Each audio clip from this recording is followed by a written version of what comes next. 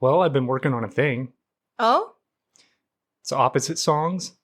Okay, what? Yeah. So I'm going to write opposite songs. Uh-huh.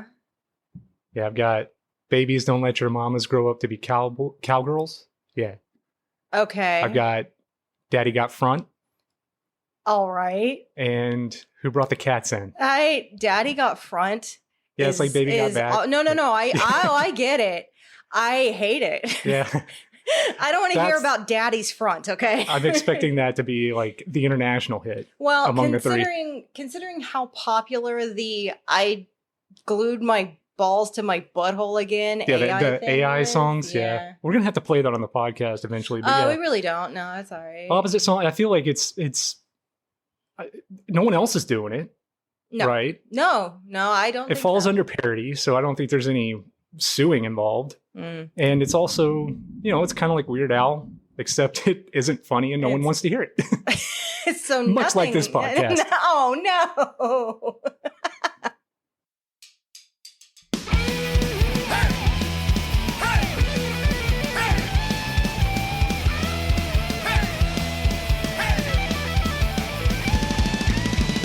Show about pop culture stuff. We keep watching and connected, but it's never enough. Talking with our friends about our favorite things, TV shows and movies and some random swearing. Hey! This is the pretty little podcast. Hello, all you pretty little people. This is the pretty little podcast. I'm your host, Deadbeat Chad, and with me is perpetual special guest, Jess. Hi. Do something. Let them know you're here. The thing you like or don't like, but you say I do all the time. I could do that. What? There you go. Yeah, that's your catchphrase. We got to put that on a t-shirt now. How? I'm going to have to figure out how to spell that. I don't know. I'm still trying to figure out merch, so yeah. I think I'm going to start with stickers. Yeah. Move on to t-shirts. That's good. But I wanted to make the shirts myself. Well, you've wanted to do screen printing for a long time. Yeah. Yeah, it's just kind of expensive. And the punk in you, I think, insists upon like putting stickers in places where stickers aren't meant to be. Yeah. I mean, it's just good advertising, You put them on different shit all over the place and give them out for free. People put it on their shit. Yeah. Yeah. I mean, I love all the little posters and advertisements you do for the podcast for like each episode. Yeah. Like you're really coming along with that shit. It's awesome. It's kind of fun. Yeah. It gives me something to do. Yeah. I bought an expensive ass iPad. I might as well utilize it. It's true. And it's free. Yeah. It's free to advertise that way. Well, and it's nice to see you because I mean, obviously I've known you for decades. You've been an artist, like, I mean, at least as long as I've known you. And it's really cool to see these different aspects of your creativity come together. Yeah. To serve each other. I like that. I honestly prefer digital art. I just do. Like drawing in Procreate is just it's so fucking easy. And if you draw something and it's not the right size, you can just you can highlight it, you can change it. It's so easy. Yeah. Yeah. Yeah, download Procreate. Any artists out there, if you just want to doodle or draw or whatever, you have Pro, right? No, but it was like $20 or something. Like less than that, even like 15 or 14 or something. Oh, yeah. It's just a basic program, but I mean, it's working out pretty well. It's got plenty of tools to use. Nice. I can download other shit if I need to, but so far I haven't really had a need to. But yeah, that's what I use to make all the promotional materials that I put out on Instagram and Twitter, Instagram, yeah. Facebook, and all that shit. But yeah, it's something to do. It's it's just something creative that I can do that also helps out the podcast. Yeah, so that's why I do it. That's good. But we're not talking about me today.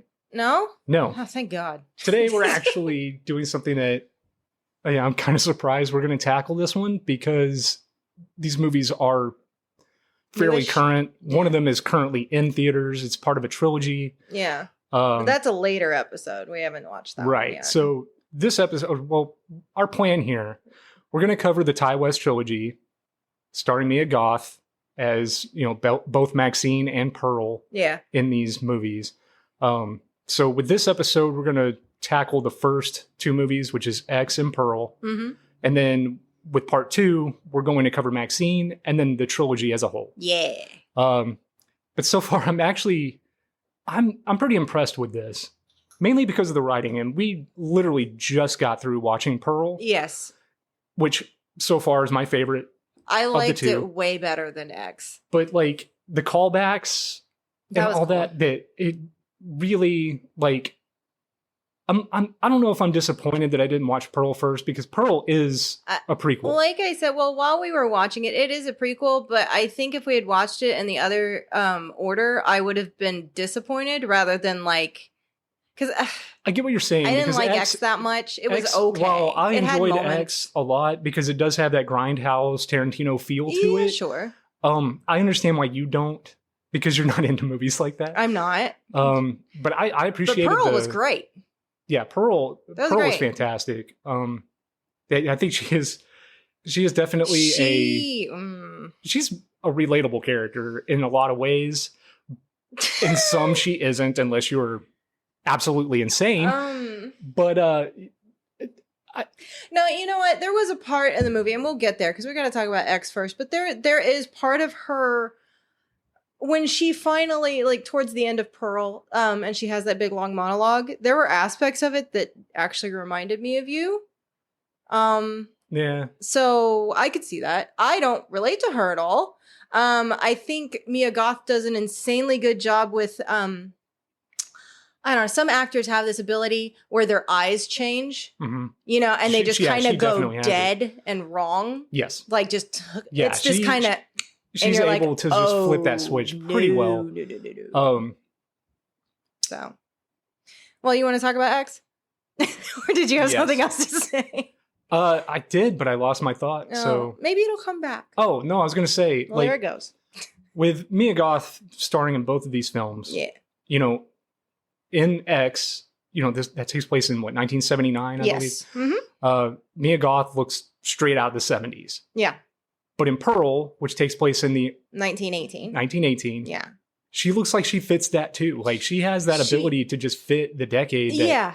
Well, she has a very like kind of girl next door look to her. Yeah. And what that, you know, how that's presented changes throughout the decades, but you know, that she has that kind of she look definitely where she could fit in pretty much anywhere. Her face morphs. She's one of the what do they call it? Like morphers, whatever. But like I was talking to Mandy about this, because it's kind of what people say when they talk about like serial killers, right? Yes. Ted Bundy was one of them where people were just like, he always looked different in every photo he was taken in. Like he could grow a beard and look different. He could shave and look different. He could grow his hair a little long and he would look like Mia Goth definitely, like depending on the angle of her face, the lighting and all that, her face does change. Yeah, no, for sure. And you do believe her as both Maxxxine and Pearl. Sure. Yes. Maxxxine and Pearl are very, well, we'll get into it because they are similar characters. But different. Yeah. They have very different personalities. Yeah. And she plays both of those pretty well. And cut to the chase here. Mia Goth is the star of these movies. Oh, no, these are her movies. These are especially Pearl. Hands down. Whereas X had, you know, more of a supporting like an cast. Ensemble, yeah. But yeah, she is definitely star of the show here. Yeah. I think she handles it very well because these movies are kind of, they're carrying on her shoulders. For sure. I mean, that being said, Pearl was my favorite character in Pearl. Maxxxine was not my favorite character in X. So, you know, say what you want with that. Like, I don't know. And as of recording this, we haven't seen Maxxxine yet. So I don't know what happens. We don't know about any of the parallels there. What happens with that. This is literally just the first two. And then, yeah, like you said, the next episode after we see that, we'll do Maxxxine and then the trilogy as a whole, like comparing and contrasting and absolutely overall thoughts and all that. So, all right. So, why don't we begin at the beginning? Which is technically not the beginning. Not the beginning. Yeah. Okay. So, and here time to shift into timeline Jess mode. Yeah. Pearl is definitely going to be more fresh on my mind because, like I said, we just got through finishing earlier this week. Yeah, we just finished watching Pearl. X. We watched like 2 days ago. Copious notes. Yeah. Wednesday. Yeah. And today's Sunday when we're recording. Yeah, it's been a while. It's been a bit. But you know, you took notes, so that's good. I did. I took notes and you got to watch the movie. So between the two of us, we've got what happened and the visuals. We might be able to make sense of this thing. We'll see.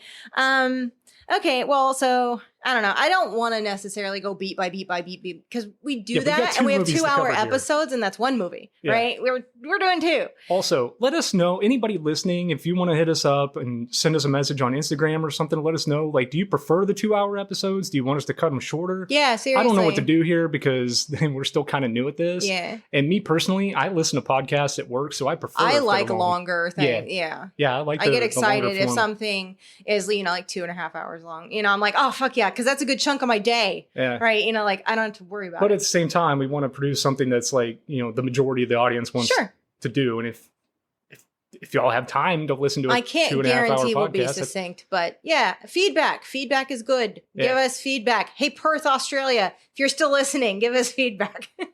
All right. Yeah, so X opens it. It is 1979, and it's basically the sheriff shows up to this farm, and some bad shit has happened. Yeah, there's blood everywhere. He sees an axe, and this is the aftermath of the entire movie, right? And he goes down to the basement and says, "My God!" But you don't see what he's looking at. Right. You assume it's fucked up because there's dead shit everywhere. God. There's blood everywhere. Oh my God! Sorry. Anyways, yes. And then it cuts to 24 hours earlier. And you see cocaine. And this is where you meet Maxxxine. Minx. Maxxxine Minx? Sure. And, she's basically doing coke. She does that a lot in this one. Yeah. And she's telling herself that she's a sex symbol, right? She's like, oh, yeah. Oh, God. Right now, refresh my memory. Wait, she's in a dressing room.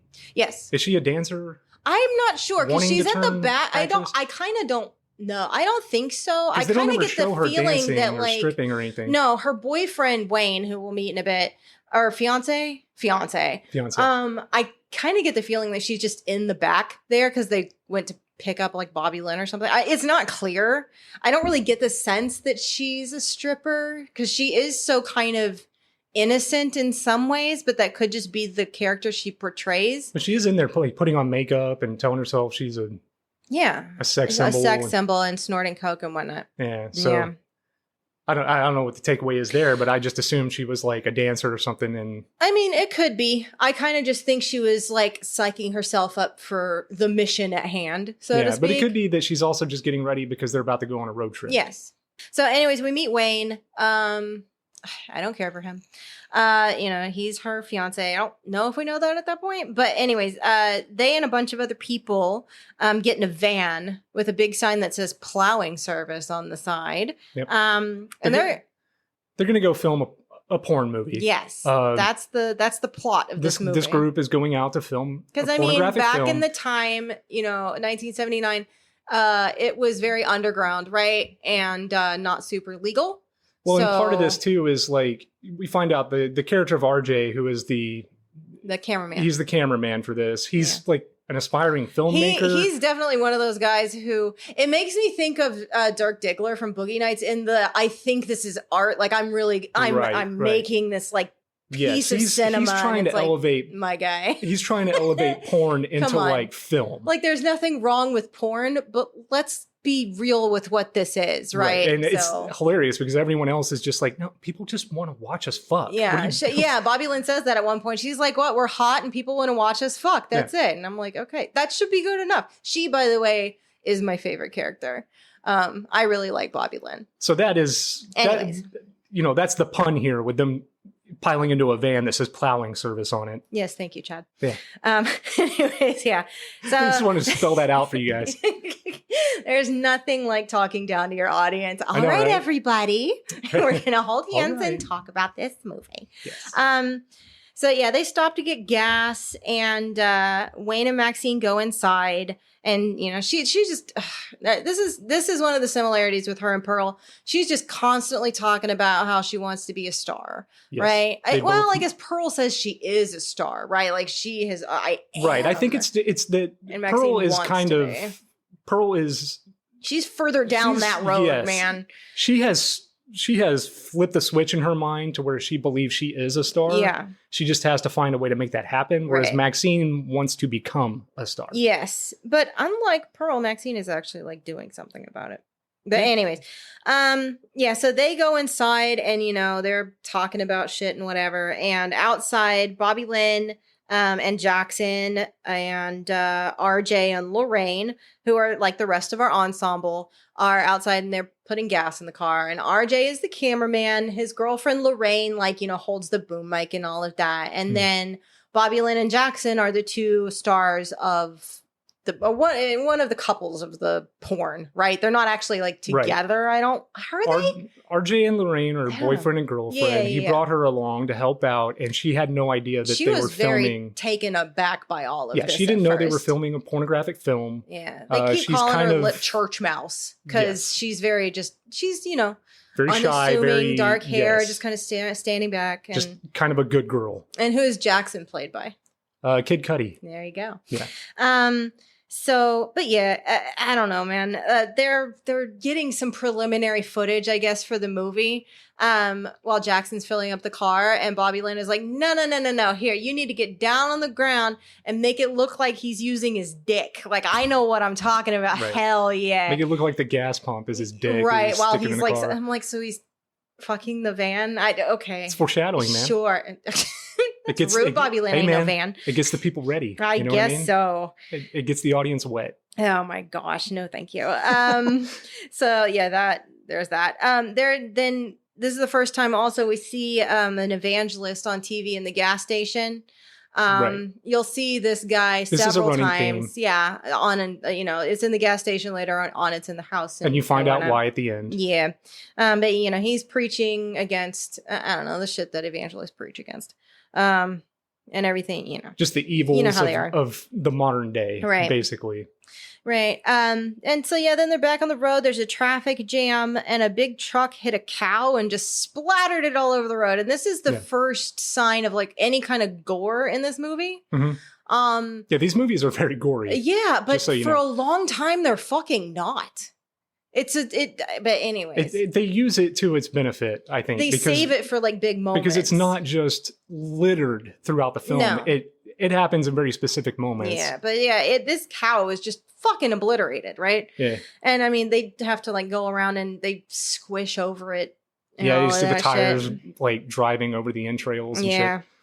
Yeah, it's just I don't know, setting the mood for the movie. Yeah, and then they get to the house.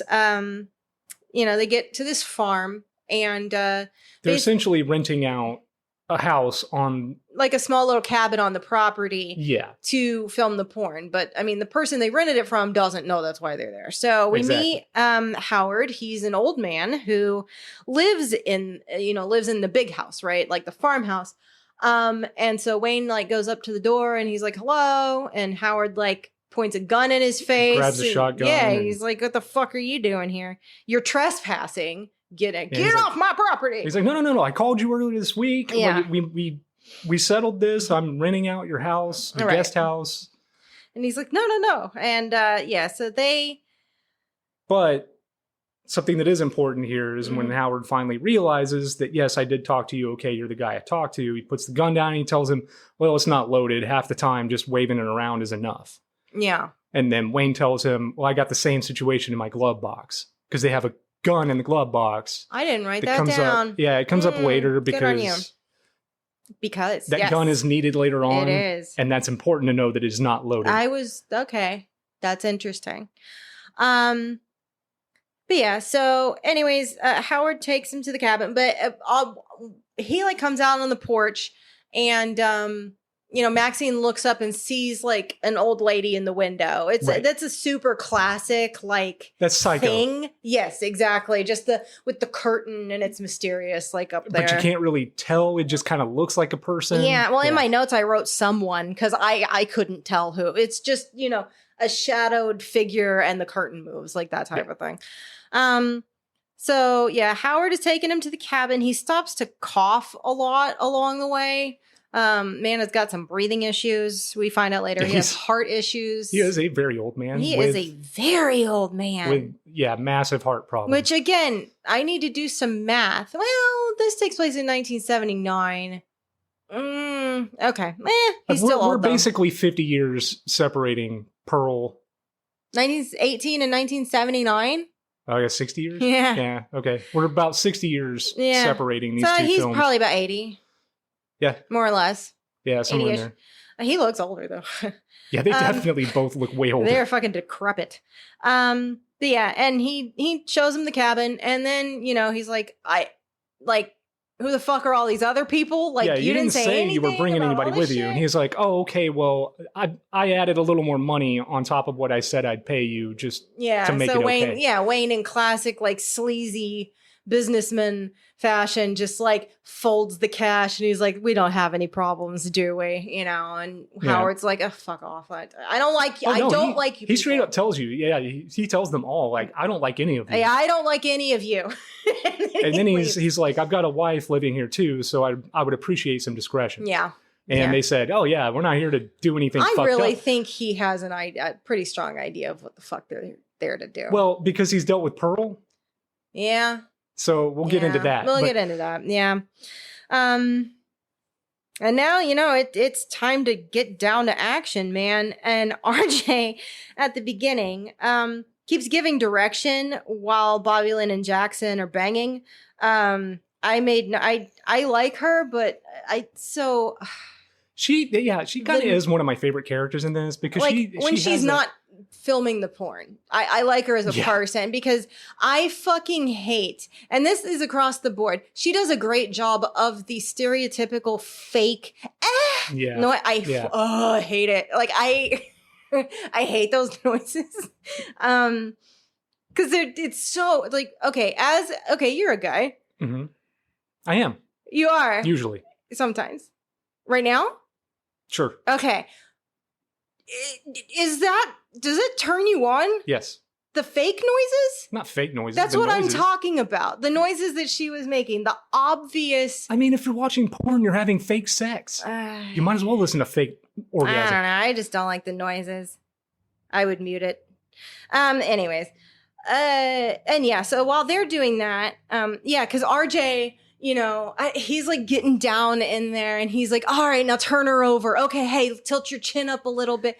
And even while that was happening, like, I love his delivery on this too. He's just basically like, hey man, why don't you just film this thing and let me fuck? Yeah, Jackson, yeah. Shut the hell up and aim the camera at my dick. Well, because also, I mean, if she's making all the noises, then clearly it's not like gonna just have music over it or something. So wouldn't you be able to hear RJ giving direction in the final film? They might cut music in. Like the 70s porn was definitely. Yeah, you got it. God. Which is not sexy. No, thank you. But anyways, while that's going on, Maxxxine walks around outside the house. She's got short-alls on, which are short overalls.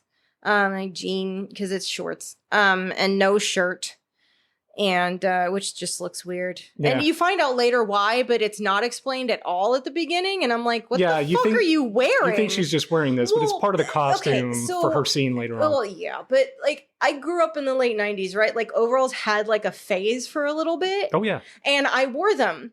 Right. So I know that the clips would go right where your fucking nipples are. Mm-hmm. So I'm watching her and I'm like, that would like rub. Ouch. Yeah. I don't like that. These are the thoughts I have. Anyway, she finds like a pond, right? She like goes wandering in the woods. Yes. Finds this pond. And you see Howard creeping around in the trees and you're like, I don't know what the fuck. Like, what's he up to? And the pond is pivotal for the movies, for both movies. Yeah. Yes, it's and she decides to skinny dip because of course she does. But there's nothing I would do more than just jump nude into an unknown body of water. She is a woman of the times. All right, she is ready to go skinny dipping. I'm thinking I don't know what the fuck is in there. My first thought is snakes, alligators. Leeches. Any fucking thing. Barbed wire could be in there. We live, given where we live, water moccasins, like, I don't... Yeah, I don't swim in creeks. No, man, Ever. I mean, I did run around in ponds, shit like that as a kid a little bit, but that was still... anyways, that doesn't matter. You don't know these people's lands, you don't know what the fuck's in there. Right. No, thank you. But anyways, she decides to skinny dip. And then it cuts to Wayne and RJ talking about the previous scene, and Wayne is basically like, dude, you gotta chill the fuck out with this. But then the only other note I have is Wayne tells RJ to feel how hard his cock is, which is fucking weird. Like, he has RJ touch his cock, like in his pants and everything. Yes. But like, he's like, oh yeah, man, check out how hard I am. Again, what? These people are just kind of... These are just kind of loose people, you know? Is that to show he's doing a good job? Or I don't know the point to that. Why? I think he was just trying to psych him up that, like, we're going to get people horny watching this thing. Okay, maybe. Yeah, so that's his job, like man. Way to encourage? Yes. Okay. Keep doing what you're doing. Positive feedback. Yes, this is going in the right direction. Well, all right. Yeah, and then, the other three are talking in the room, whatever. But then you cut back to Maxxxine floating in the lake. Which if I knew that, or lake, pond, whatever. Yeah. If I knew it was safe, that would be wonderful. Like, that's very great. Yeah. However, there's a gator. A very large alligator. Absolutely. And this shot is incredible. The tension in this is really good. It's a drone shot. Yeah. So it's aerial view. You've got Maxxxine. She's swimming back to the pier. She's just in the middle. Like, she doesn't see the gator. Right. Like, she has no idea. She is in the exact middle of this pond. Yeah. Swimming back to the pier. The whole time you see the alligator swimming behind her. And and it's this whole like, clearly watching this, I was like, well, Maxxxine is in theaters right now. So this is just a setup that's going to get used later, which it does. But earlier. Yeah, earlier, I suppose.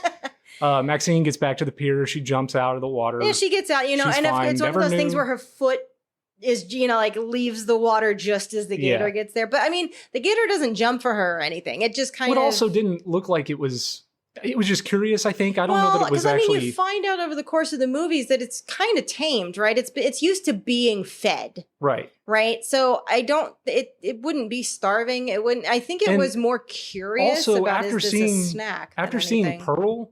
Do you think maybe the alligator thought it was Pearl? I don't know, because it wouldn't be able to necessarily recognize faces. I wouldn't think. Yeah, I guess. But there's some confusion to me about the connection between Maxxxine and Pearl that maybe will be revealed in Maxxxine. I don't know, because they're played by the same person. They have lots of similarities, and the shit that Pearl does later on in this movie, in X, is fucking weird, and it really makes me... I was like, is she supposed to be like a relative? I don't know. Yeah, that was the first inclination. Like, okay, maybe they're related somehow. Maybe that's like her great-great-grandmother or whatever, but like... But then if that is, then the shit that happens is real gross. Anyways, so yeah. And so you get that aerial view of the alligator, swimming up towards...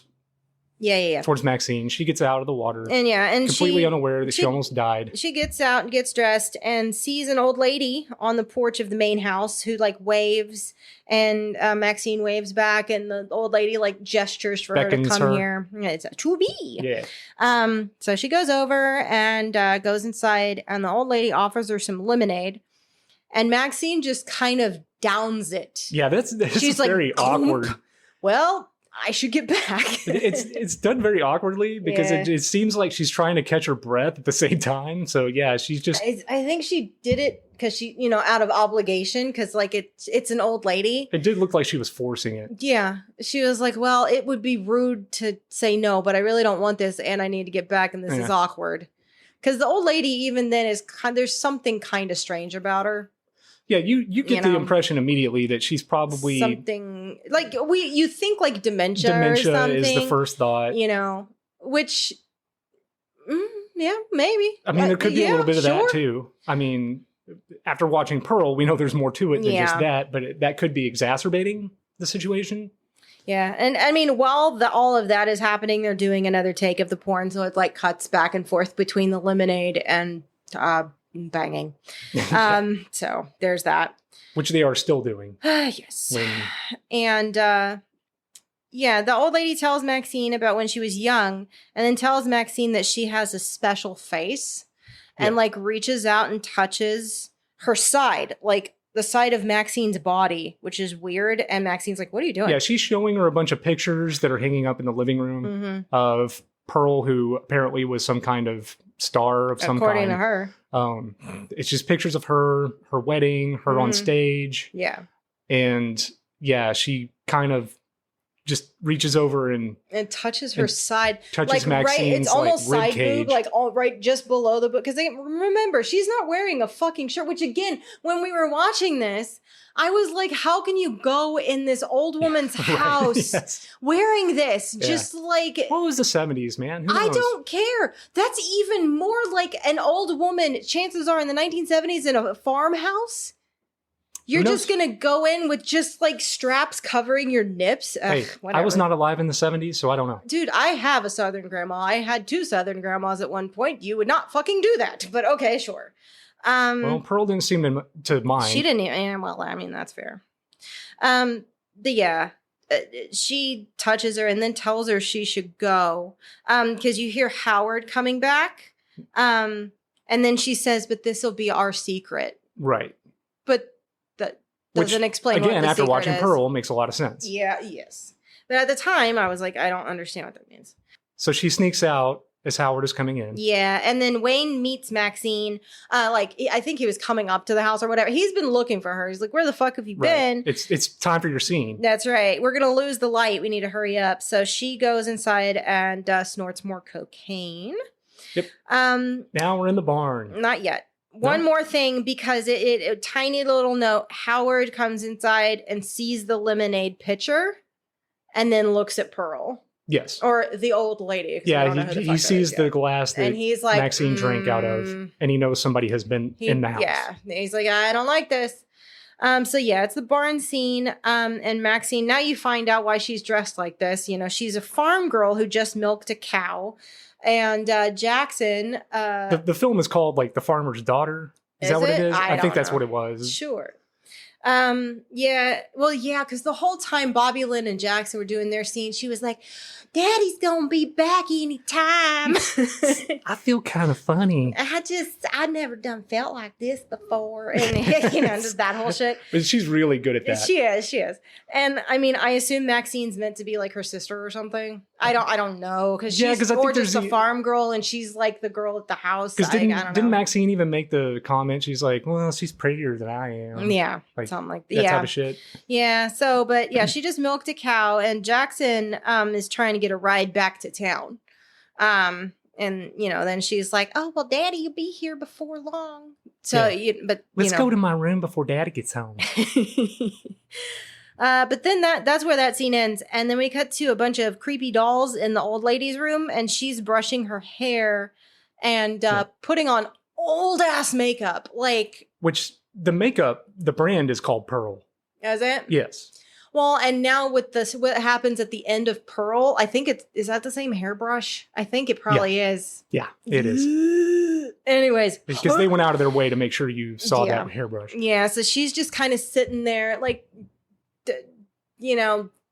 dolling herself up, right? Like she's like trying to recapture a bit of something, brushing her hair, putting on makeup. She's got the dress on. She's brushing her hair. Mm-hmm. She's putting on makeup and trying to make herself she's trying to feel young again, I guess. She's trying to recapture that magic that she had when she was younger. Yeah. Which is, again, sad. I mean, I understand. This is the motivation of this character through the entire movie. Yeah. She's elderly. She doesn't like it.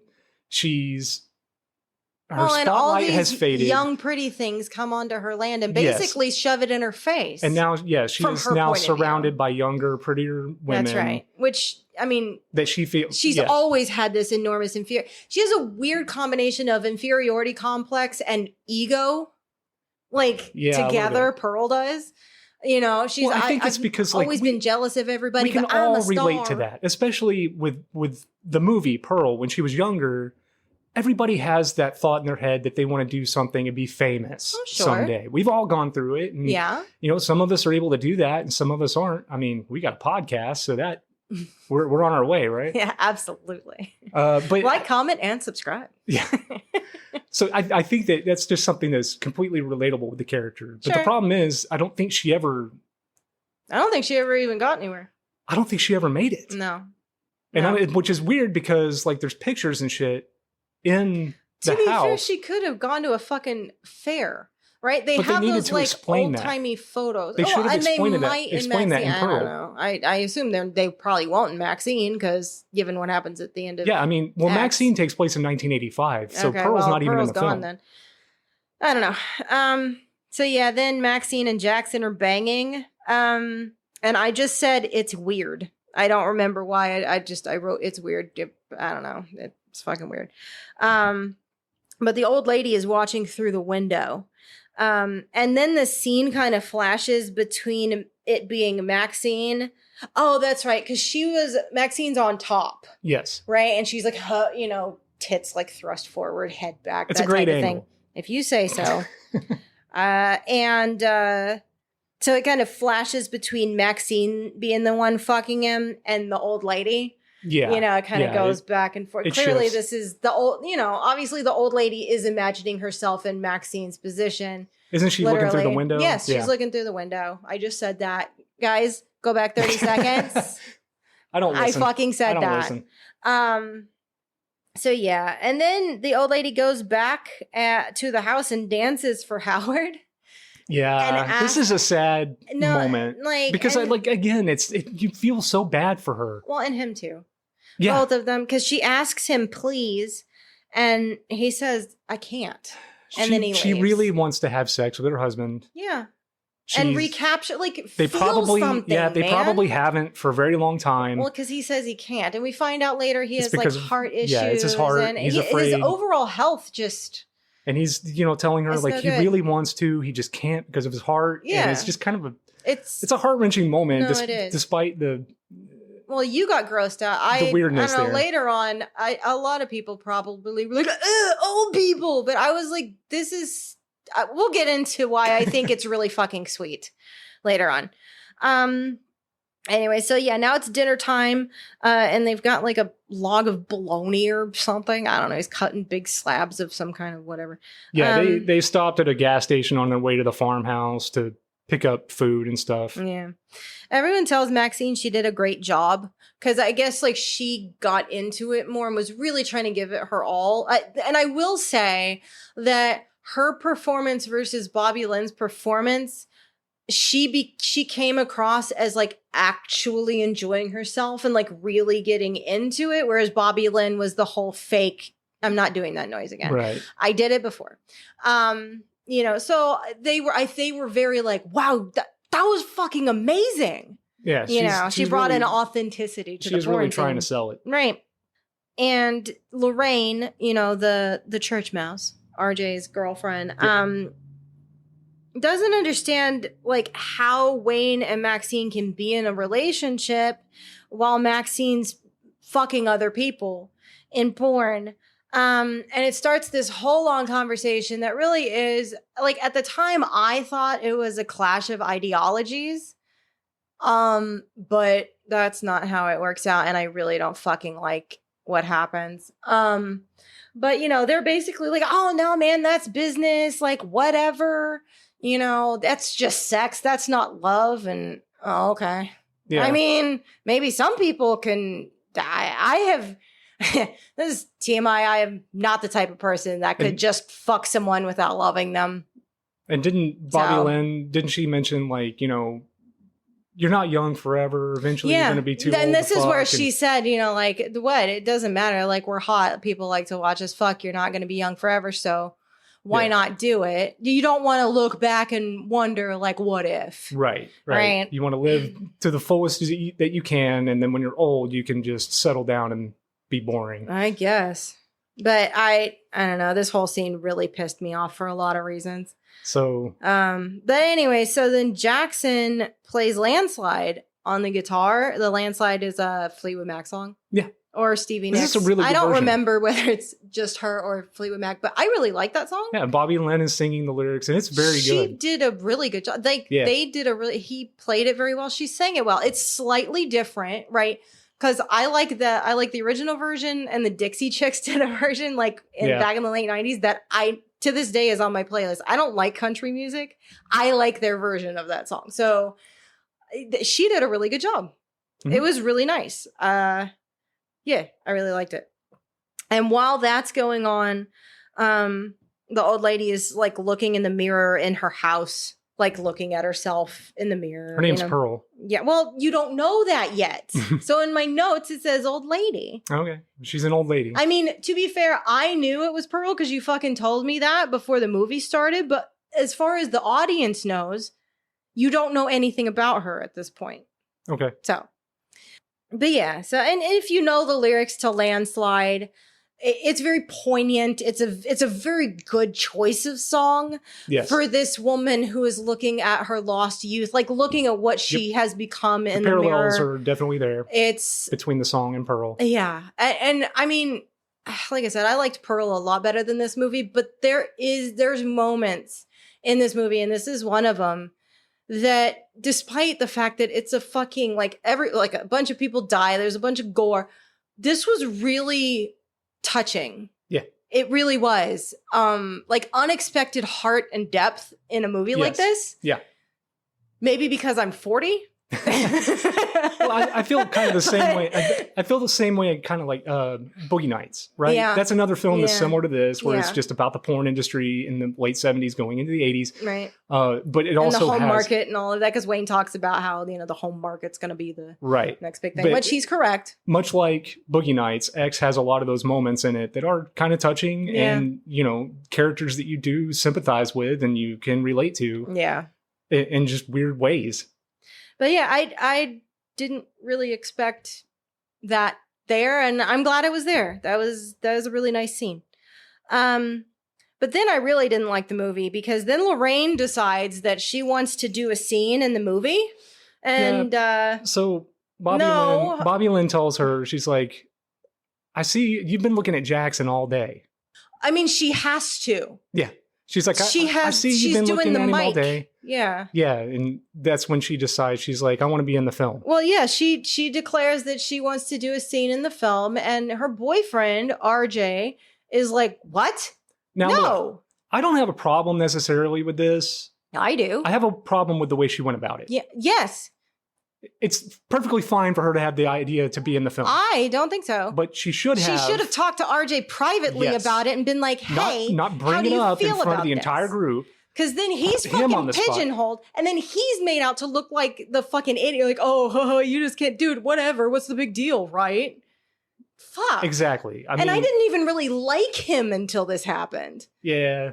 You do feel bad for him shortly after my God. I was like... I felt terrible for him. Yeah, but to her credit, she's only there because he brought her along. To help out with making his film. He brought her into this. Not to fucking fuck someone else and break his heart. And didn't tell her it was a porn. I don't care. Because if he had done that, she might have said, no, thank you. Or what are you doing? I don't think you can blame RJ for this shit. No. He's not to blame for this. No, he's not. He's to blame for her being put here. Well, yes, he's the reason she's there, but I don't know, man. The problem here for me is just the switch in character. Just out of nowhere, from church mouse to porn star. For this one instant, she just kind of switches into this, I want to be a porn star. After one fucking conversation. And then once she goes ahead and does it, she switches back to missing RJ. Oh yeah, no. Later on, she wakes up, she's like, where'd he go? You have no fucking right to look for him. Wanting to make sure he's okay. I don't like this at all. But yeah, no, RJ's getting upset, and everyone's kind of mocking him for daring to get upset because he's in a committed, or what he thought was a committed, relationship. And so Wayne takes him outside and basically tells him, dude, she's going to do it whether you like it or not. Yeah, because RJ was like, you don't understand. She's not like the other girls. She's not like the other girls. Yeah. He's like, what do you mean by that? He's like, no. She is a good girl. Yeah. And Wayne's like... And Wayne, of course, gets all offended because his fiance. None of them are good girls. And that's fucking bullshit. I don't... This part of the movie, I really fucking hate. I don't like it at all. It's... and that's... It makes me really mad and upset. So... Well, and that also gives you like a glimpse into the personality of Wayne, too. And it's like, well, what is your opinion of Maxxine? She's supposed to be your fiance. And what, are you just using her? Well, but he's a guy who's making fucking porn movies. He clearly doesn't care that much. He's fine watching her fuck other people, if both parties are okay with that, fine. But I'm here to tell you right now, it's not going to work for most people. And again, what Lorraine fucking did was goddamn fucking awful. It was pretty bad. It was awful. And poor fucking RJ, who I did not care about, like I mentioned, is left to sob in the shower by himself because he knows he has to film the shower cry. His girlfriend fuck someone else. He has to film it. Every guy has shower cried after finding out that their girlfriend fucked somebody else. Excuse you. I think everybody cries in the shower. But we didn't have to film it. It's a safe place to do it. Which is just another level of fucked up. And that's kind of why you feel bad for this guy. Because like he had to sit there and film the thing. He was under the impression, like he's making a movie and yes, it's a porn, but he's doing his best to make it nice. And then this girl who he thought he loved, who he thought he could trust. I'm going to say this. What the fuck? Any one of them could have held that camera. Well, but it was his project. He saw it as his project. He could have passed that camera to somebody else. But, yeah, so in a way, he kind of is... He gets to deal with it. I mean... Well, he doesn't have to, so... Not for long. Mm-hmm. I mean, but they do the scene. Yeah, so... And he does have to film it. And then... Afterwards, after that is the shower. Yeah, he goes and takes a shower, and he's crying, and he's like sobbing because he's been fucking betrayed, and then had to like literally watch it happen and be fine with it. Yep. And now it's also on film for the world to see. Oh yeah, with his name attached to it. So he gets the car keys, man. He's like, I can't fucking be here. You know, he's got to get. It's the middle of the night. Everyone else is asleep. And the old lady's standing outside, and because he gets in the van and he's starting to leave and she's there, and so he gets out and he goes to see if she's all right, you know, like assumed old lady dementia, wandering. Hey, hi hun, can we get you, can we get you back inside? So he asks if she's all right, and she leans against him and kind of moans and tries to kiss him, and he is clearly dying inside because he's like, what the fuck do I do? Yep. This is not like in Pootie Tang where he just slinks away when Irene is like attacking him and he's like, oh, I don't know, might be into it. No, RJ is not into it. No, he's just like, I think Pearl. I mean, what's he going to do? Push her away? She's an old lady. She could break a hip. You know, like... And he's just like, I don't want to do this. Why don't we go find your husband? We need to find your husband. Let's get you inside. And then... and because he turned her down, which, watching Pearl, you realize she doesn't like... She doesn't like rejection very well, She does not deal well with rejection. Oh, and Don't Fear the Reaper is blaring in the van, by the way. Yeah. But she stabs him in the throat. Yep. Stabs him in the throat. And he kind of falls and then stabs him over and over and over and like annihilates his throat. Holy shit. Mm-hmm. Holy shit. And so we've got our first kill in the movie. Oh.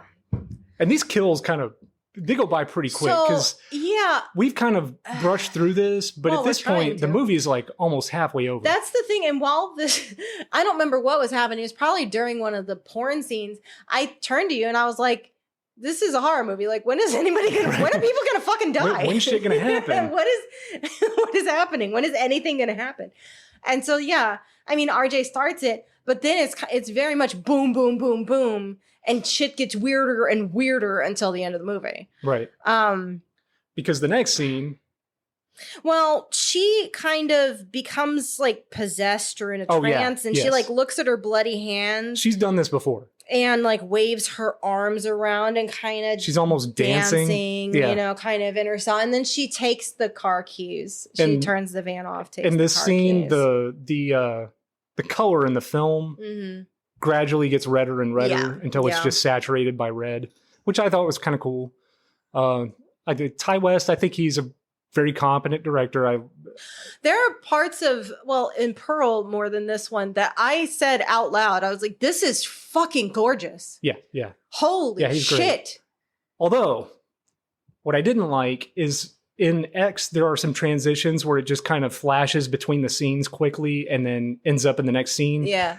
I don't like that. I don't know why. No. It took me out of it, and I thought, like... what is happening? Well, yeah, and everything I saw as far as his direction goes was so much better. Yeah. And I just feel like... And he used it I think 3 times in this movie. Like if it had happened once, maybe it'd be like a stylistic choice to like show like a dramatic like. Well, because I mean switch. these are very stylized. There's different like transitions and stuff in both movies. But yeah, for that one in particular, even to the point like in Pearl, where some of them aren't they like the little Looney Tunes thing where the circle like closes the scene. Yeah, or some are like dream sequences of like the silent pictures and stuff. That's usually like her dreams and stuff like that. Transition between scenes and stuff. But yeah, I liked the film like gradually saturating into red. I thought that was a really good use it's good. It's showing like the tone of the movie is shifting now too. Yes, like we are really because people are going to start dropping like fucking flies. So Lorraine the bitch wakes up and goes looking for RJ because now she gives a shit. Like fuck this cunt, man. Yeah, like she's feeling bad about what she did. I don't know. I think she does. I think she regrets care. it. She did it. Yeah. And I'm glad she dies. But Wayne comes out and I don't know, and they notice the van is gone. And she's worried about RJ. No. She's looking for RJ. She asked Wayne if he knows where he is, and he's like, "Well, the van's still here, so he's here somewhere." Oh, okay. And Wayne tells her that she didn't do anything wrong. And in my notes, I say, which is fucked up, but okay. And they split up to go find RJ because of course they do. So Wayne goes out to the barn. Lorraine finds Howard. And she asks if he's seen RJ and he asks if she's seen his wife. So they're looking for people. Wayne, I said walks around talking like an idiot. What is he talking about? I don't remember what he's talking about. But yeah, he goes to the barn. And one of your favorite parts happens. You definitely weren't like curling up on the couch and going, no! Yeah. I saw this coming from a mile away. Well, me too. I don't like eyeball stabs. Well, no, this is the nail through the foot, babe. Oh, yeah, that too. Yeah. Yes, okay. He gets stabbed in the eyeball later. But this is, again, it's it's Home Alone. It's every time you've seen that, it's literally the nail standing up on the board. It's in the very forefront of the shot. Oh, yeah. And he's walking towards it slowly barefoot. Oh, my God. You know what's going to happen. And look, this is because when I was a kid, I grew up in a trailer park. We did shit like swimming the creeks, the ponds, and shit like that. And one day, me and some friends were out. Were you skinny dipping though? No. I was probably 7 years old. Yeah. And we were trying to catch tadpoles from this. Oh yeah, I did that. This creek. Yeah. Outside of my trailer park. That's a Texas childhood, man. And I didn't have a trailer park. I was like holding myself up with like this root of a tree that was growing out into the pond. Yeah. And I was holding onto that, and it snapped. And when it did, I fell in, and there was a 2x4 in there with a nail in it, and the nail went straight through my fucking hand. God. So, yes. I have known you for 20 years, and I've never heard that story. Anytime I see something like this, like it just flashes me back to that moment. As a 7-year-old, I pulled my hand out, and this piece of wood was stuck into my hand with the nail, and it wasn't fun.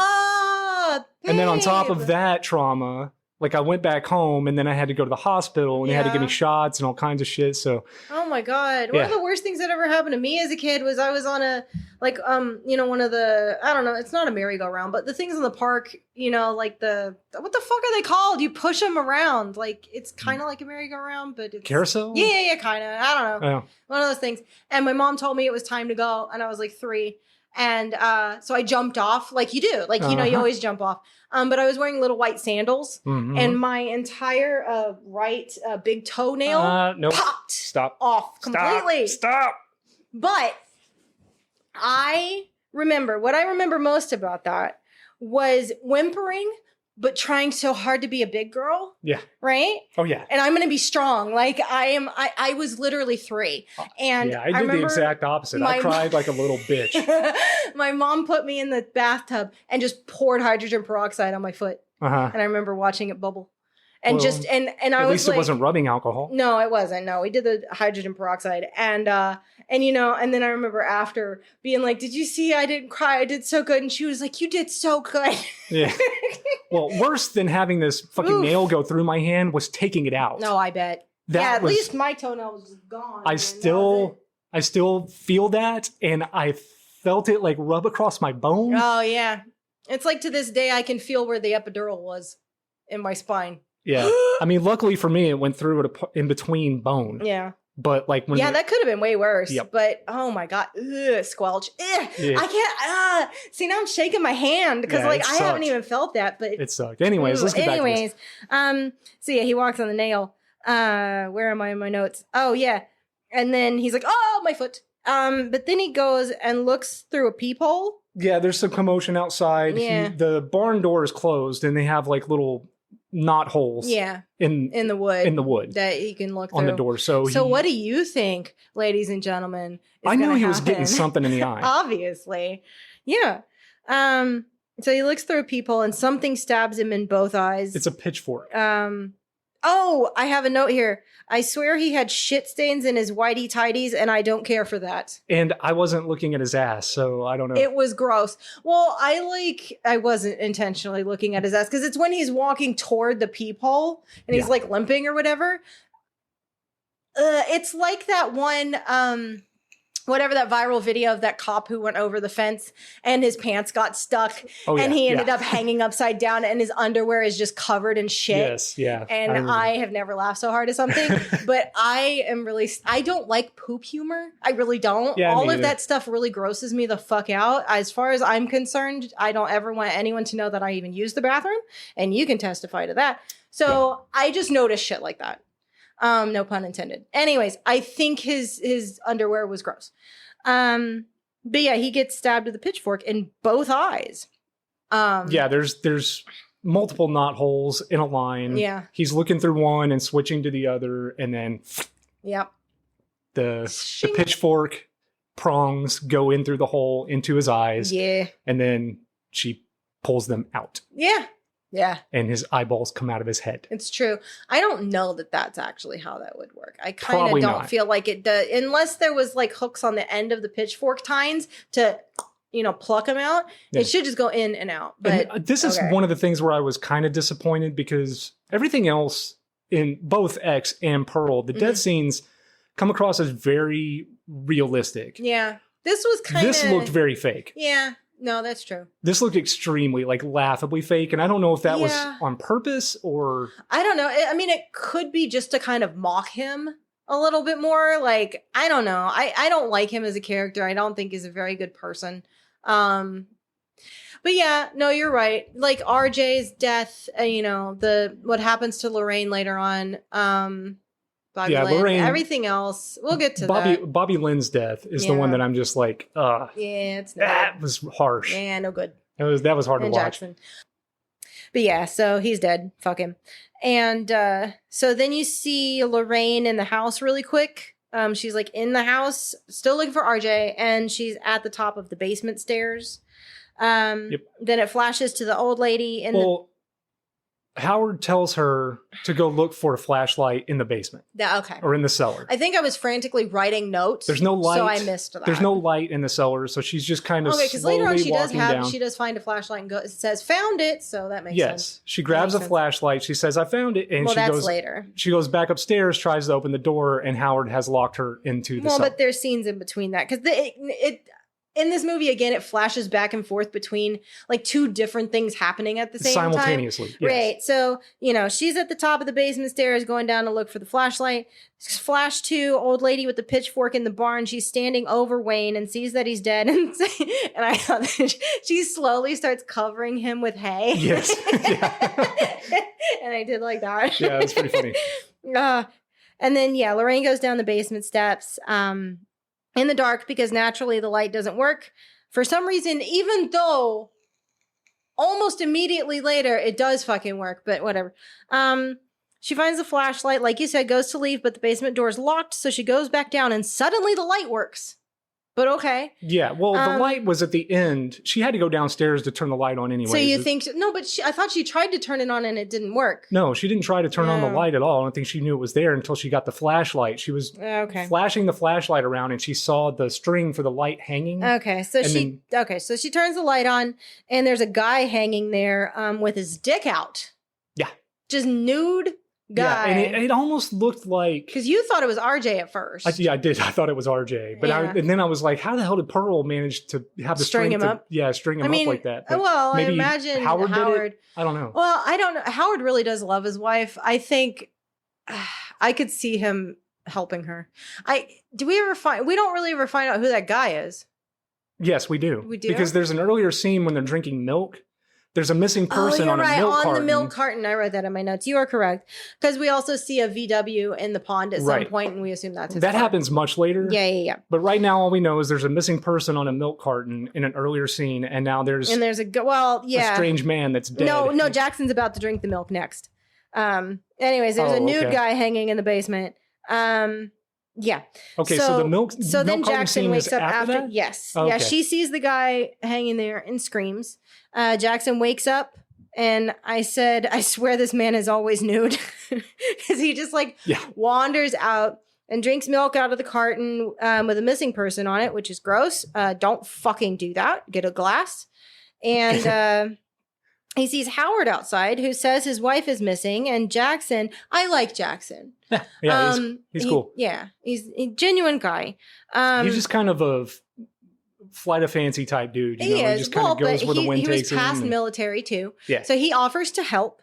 And he finds some pants. So thank you. And so he's going to help Howard try and find his wife. And then... Did you like the big old prosthetic dong? Oh my God, I commented. Yeah, no, I didn't write that down in my notes, but what the fuck? That's worse, again, with Dirk Diggler. Yes. But this is Marky Mark all over again. Where you see, from Howard's perspective, you're out in the yard and you see Jackson. He has got a Ned Flanders level It is like knee length. And he's standing just enough to where you can kind of see it just moving slightly. He shifts and it kind of just a little. And I was like, is that his dick? Oh my God. What the fuck? Ow. No, thank you. I see why he's in this business, but no, thank you. But yeah, so then we get a first person POV shot walking down the hall of the cabin. It's the old lady. And she goes into Maxxine's room. Maxxine's in there sleeping, and the old lady slowly pulls the covers off and then takes off her own nightgown and gets into bed next to Maxxine. Yeah. Then she's covered in blood. She is. Because she's now killed 2 people. She has. It's been a busy night. She needs a nap. Even though she's not really all that sleepy, but we'll get to that in a minute. This scene was difficult. Well, that at the lake, Howard and Jackson start looking for the old lady. Howard, was, I don't know. Jackson basically was like, man, I was in the military. He says we need to split up. We'll each take a different side of the lake. Yeah. And we'll find her quicker that way. And he's like, but there's only one shotgun. Or one flashlight. And he's Jackson's like, I'm ex-military. Yeah. I've seen shit that you can't imagine. If she's out there, fine. I'll find her. Yes. Yeah. So then we go back into the cabin, and Pearl, old lady, is touching Maxxine's back, and then she kind of moves against and spoons How her. Maxxine didn't wake up in this scene, I don't know. Is she used to? Because Pearl starts kind of she's not being careful. Her? Yeah, she's very Is she just used touchy. to Wayne just grinding on her while she's sleeping? Because she doesn't even move or sleep noises or anything. Right. She is out. I don't see her do any other drugs aside from cocaine, so I don't know. I was like, maybe she's drugged, but other than drugs, no, just cocaine. There might have been some marijuana at some point, but I'm sure. But yeah, so that's something that happened. And then Jackson goes down to the water, and this is where we see the VW bug that's mostly submerged. But then he leaves and he calls out to Howard that he hasn't found anything. He sees the flashlight in the reeds and thinks Howard has fallen in the pond or something. He's drowning. He's like, oh shit. Cut to Lorraine, banging on the basement door for help, screaming. And then she goes down and finds an axe and runs up the stairs. Yep. Cut back to Jackson getting jump scared by Howard, who says he can't give his wife what she wants anymore and accuses Jackson of being there to entice his wife. Mm-hmm. And then he shoots him. Yep. Which is rude. Lamest fucking death in the movie. What the fuck? And he is actively... you think he's trying to find your damn wife so he can fuck her? No. Sorry, Howard. Bad move. Yeah, and it's also even more compounded lameness just of the fact that this is done at night. Compounded lameness. This is done at night, so you don't even get to see It's not graphic. He just shoots him in the stomach and then no, honestly, walks this one, like this death kind of feels like they're like, well, we got to kill him off. I don't know. Fucking shoot him. Like, I don't know what to do. Yeah, this was not the best. No, and again, Jackson deserved better. But yeah, so there he goes. And then Maxxxine rolls over, still asleep. Mm-hmm. And now she's covered in blood because Pearl's been wiping her bloody hands all over her. Yeah, and I said the old lady keeps being gross. And then Maxxxine wakes up and screams. And then Bobby Lynn runs out of her bedroom to see the old lady like leaving. Pearl Maxxine's is just, room. She's kind of like, okay, I'm going now. I'm getting up and I'm leaving. And Bobby Lynn sees her walking down the Yeah, she sees her coming on. Bobby Lynn's like, what the fuck? What's going on? Yeah. So then cut back to Lorraine, who's chopping through the door, and she tries to unlock it. And I like this moment because I hate her for doing that. I don't care. So she's bitter. Using the axe to chop a hole in the door. Yeah, she chopped through the door and she like puts her hand out to try and like unlock it. Yep. And Howard fucking smashes her fingers. And this is really well done. Yeah, it's very well done. Like he just bam! Smashing her hand against the door and like one of her fingers comes off. It is brutal, man. Yeah. It's simple, but very believable. I was like, oh my God. And he tells her to basically like, no one's coming. Dude, you're wasting your fucking breath. We are secluded as hell out here. Yelling ain't going to help you. Yeah. And then he goes and turns on the TV and the evangelist preacher is on, preaching his stuff. So Maxxxine, it's been, a few minutes, so she needs to do more coke. And then Bobby Lynn finds the old lady at the lake and tries to help her.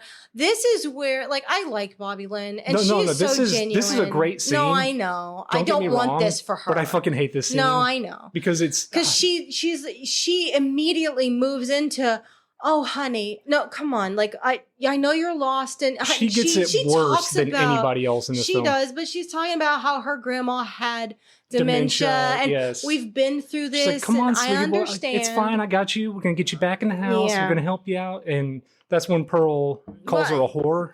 Yeah, she slaps her. Yeah, Pearl slaps her. And Bobby Lynn tries to leave. She's like, all right, you old bitch. Like, whatever. And she's like, now look, I've been trying to be nice to you. Yeah. But now, fuck you. Yeah, yeah. And what happens? Pearl pushes her in the water. Yeah. And the gator gets the alligator from earlier takes her. And man, this is fucking brutal to watch. It is really bad. Because it grabs her by the head. Yeah. And then, like, it ain't quick. It's not quick. No, it's not. She's still screaming for a while, flailing around, trying to breathe. And yeah, I don't like things like this. That is something in both of these movies that I don't like. I mean, it's well done, okay? Don't get me wrong. But me personally, I hate it when when bad things happen to nice people. Yes, me too. And there's several people, especially if it's like one of my favorite characters. Yeah, Well, in my notes, I said R.I.P. to maybe the only character I like in this movie. Jackson was okay too, I guess, and I felt badly for RJ at the end. But Bobby Lynn was my favorite character overall. I mean, I didn't love anybody in this movie, but like, God damn it. She's trying to help, and she did not deserve that shit. Yeah, these movies I have a feeling are going to be littered with people just trying to help and then getting killed. Yeah. So. I mean, it's a twist though. That is what, like it or not, real nice people are murdered every fucking day in the world. So I just, I'm not saying I wish it wasn't in the movie because that's not what I'm saying. I'm just saying, God damn it, I hate that. So after Bobby Lynn dies, Howard comes down to the dock and finds Pearl, puts a blanket around her, gets her back in the house. Well, first, she does. And Maxxxine is like washing up after her encounter. So R.I.P. Bobby Lynn. Maxxxine is in the cabin. She's like washing up after her encounter with the old lady. She's scrubbing herself. You cannot scrub. There is a steel wool. Okay, something major. And then she like goes out into the living room because they're wandering through the house, kind of talking to each other and basically trying to see who else is alive. Right. At this point, they are on cleanup duty. So yeah, Maxxxine retreats into her bedroom and hides under her bed because shit's weird, man. I don't know. She doesn't know a whole lot about what's going on at this point, but no one seems to be around anymore. And these people are fucking weird, right? Yeah. At this point, she has to assume that she's alone. I would hide from the old lady alone after what happened. So that's totally a viable reason. So yeah. And then, Howard and Pearl, come into Maxxine's room. And I could do without this. He says he really wants to give it to her. And he finally calls her Pearl. This is where we learn that her name is Pearl. Yes. And that's after she says that Maxxxine had something special like she used to. Yeah. And she's like, come on, we can do it. And he's like, my heart, baby, my heart. And then she's like, it's not going to kill you. And before that, just before that part, they do have, to me, a genuinely sweet moment where he tells her that she's always pretty to him. In the way, because she's like, tell me I'm pretty, or am I still pretty? Or well, because she's talking about how pretty Maxxxine was. Like she has that something special that I used to have. Right. But I'm old now. I mean, she doesn't say, but I'm old now. And he's like, but you're just as pretty to me. Yeah. And, this is something that you only get when you've been with someone, like you've grown old with someone. So to me, for all of the ick of the upcoming sex scene, because cool, they could have implied it. That moment is very sweet. Yeah. In my notes, I have they make out and Chad gets grossed out because you were like, oh. Yeah, dude. And Maxxxine they full on go to town missionary style. They do. Maxxxine is under the bed and while they're fucking. The mattress is like. Yeah, it kind is. Of tapping and her on the head. She's just like traumatized under there. And I had to look at old man ass because you do get like an above shot of Howard's booty. 0 out of 10 would not recommend. But yeah, she like slowly crawls out from under the bed while they're fucking. And she gets out, she runs out, and she runs to the van, and she sees RJ laying dead on the ground. Yep.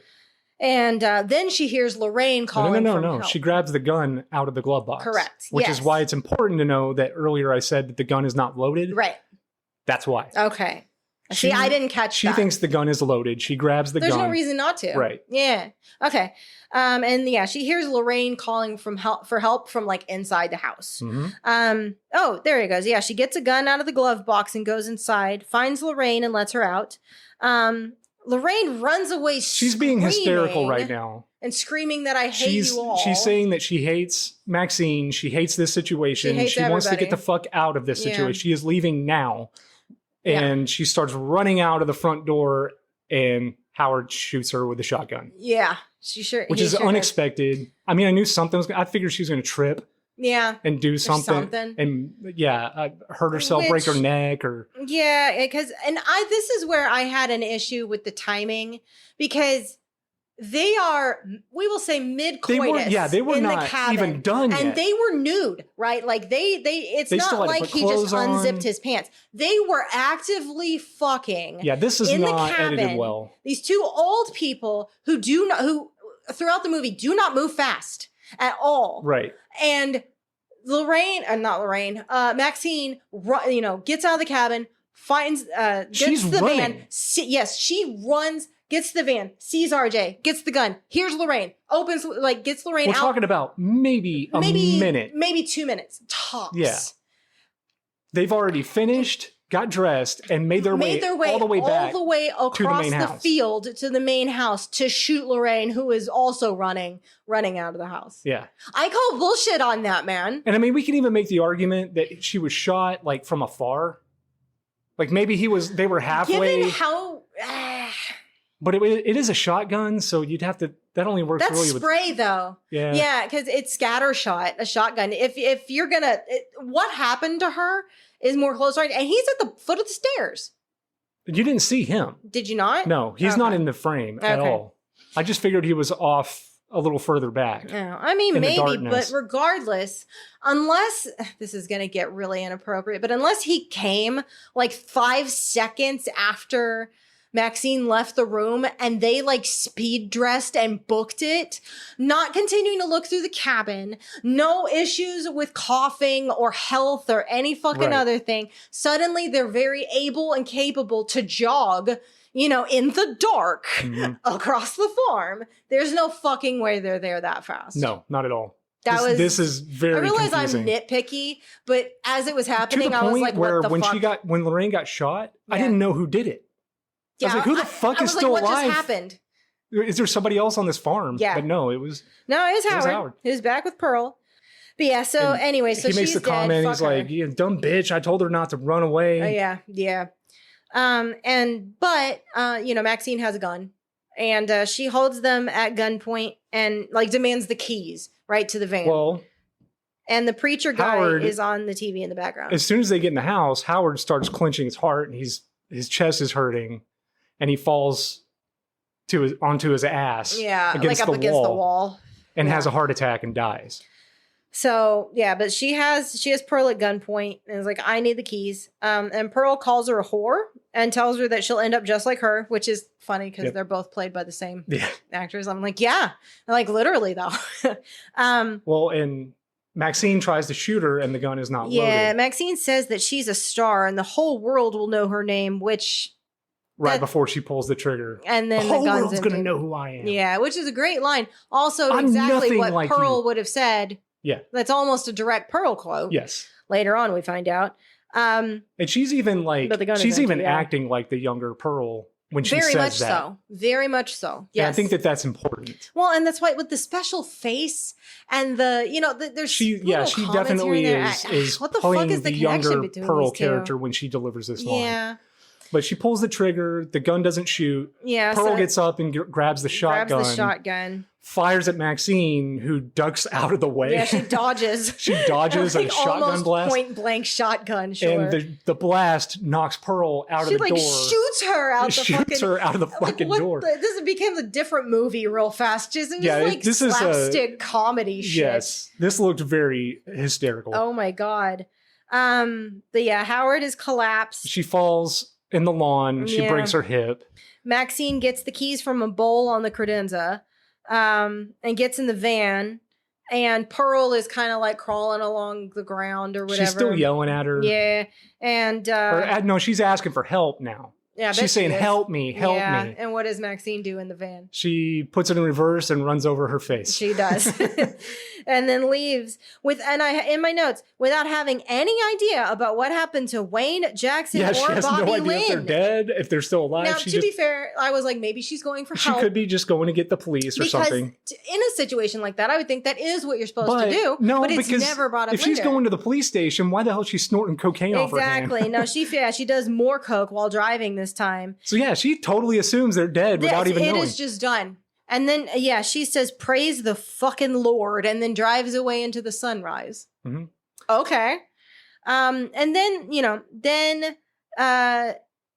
we're back to the cops. To the opening scene. Yeah, and the TV, where the evangelist preacher, it's revealed that he's apparently Maxxine's father, which seems what and he's why? preaching about the deadly sins. And he's talking about, look what happened to my daughter. Yeah, how modern times are corrupting young people into a life of debauchery. Yeah. And they're like, look at us. This used to be our daughter. Yeah. And it's Maxxxine. But why though? What does that bring? I mean, I don't think it was needed. Anyways. I think it's just more shock factor. It's another last moment. Oh, I don't think it adds anything. It seems real tacked on. It's fine. It's fine. And then you cut back to the cops from the start of the movie, the bodies are being carried away. One cop finds the video camera and wonders what's on it. And the sheriff says, well, by the looks of it, one fucked up horror picture. Yeah. And then the screen goes red with X. As Robert Palmer's version of Doctor, Gimme the News plays. What? And that's the end of the movie. So that's X. Yeah. Overall, out of the two, Pearl was definitely my favorite. I definitely think X is far weaker overall. And it's mainly just because of how long it takes to get to the point. Some people may like that. They may enjoy that. I mean, for me personally, I just prefer the time period of Pearl over. Like, I just don't like the 70s, man. You don't really get to know these characters better. No. In that times, because the characters they're the same at the beginning of the movie as they are the middle of the movie. There's no arcs. Yeah. No one changes. The only no people one that really have an arc here that you learn anything about is Pearl. Yeah. Well, yeah, and really the only heartfelt, genuine moments are between Pearl and Howard. Yeah. Like, there's no real tenderness between Wayne and Maxxxine. You know, they kiss and stuff, but I don't know, man. Yeah, you don't buy them as a couple. With RJ. Not only that, but like the age difference is kind of weird it's too. It's gross, and it feels more transactional. Like he's more like her manager or something, who and he gets to fuck her, but apparently they're fiancés. So okay, yeah, sure. I don't know if they actually are, if that's just what he told that's Howard what they said. To make him okay with her staying with him in the. I mean, that they say that to each other though. Yeah, I guess so. And to the other people that are in the group. Anyway. So that's X. All in all, I think it was fine. It was good. I would say it was great. I didn't know. I'd seen like a trailer for Pearl like when it came out, but I had never heard of X. I didn't know anything about this. Like you said, it's not really my preferred genre. I was overall pretty underwhelmed, except for the moments with Pearl and Howard that I thought were really kind of sweet. And then, I felt really fucking bad for RJ. And I was pissed when Bobby Lynn died. I mean, you can't get too mad because everyone's going to die. That's the kind of movie this is. Yeah. Right? Yeah. Some of the kills were really done really well. Some of the injuries, like again with Lorraine's fingers, like that was really good. Others, like Wayne's eyeballs and shit, were just kind of like could have been done cheesy. Better. But again, I don't know if that was it could have been intentional, stylistic. I don't know thing or. But then other parts were really realistic. I have to believe that's intentional, just because everything else looks so realistic. I guess, and it just didn't. I guess. I mean, it definitely I will say the movie left me ready to watch Pearl because I knew it was a prequel and I wanted to learn about Pearl and Howard when they were younger. Well, spoilers, you don't really learn shit about Howard. Yeah. Howard is barely in that movie. He's at the end. But yeah, so overall, I give it 6.5. 6.5 to 7. Okay. I have had to watch far worse movies for this podcast. That's true. That's very true. I will say that. It was very competently made, competently shot. It just wasn't super interesting to me overall. I think it was competently made, competently shot, and overall I liked the style of it. Yeah. Again, I don't mind those old...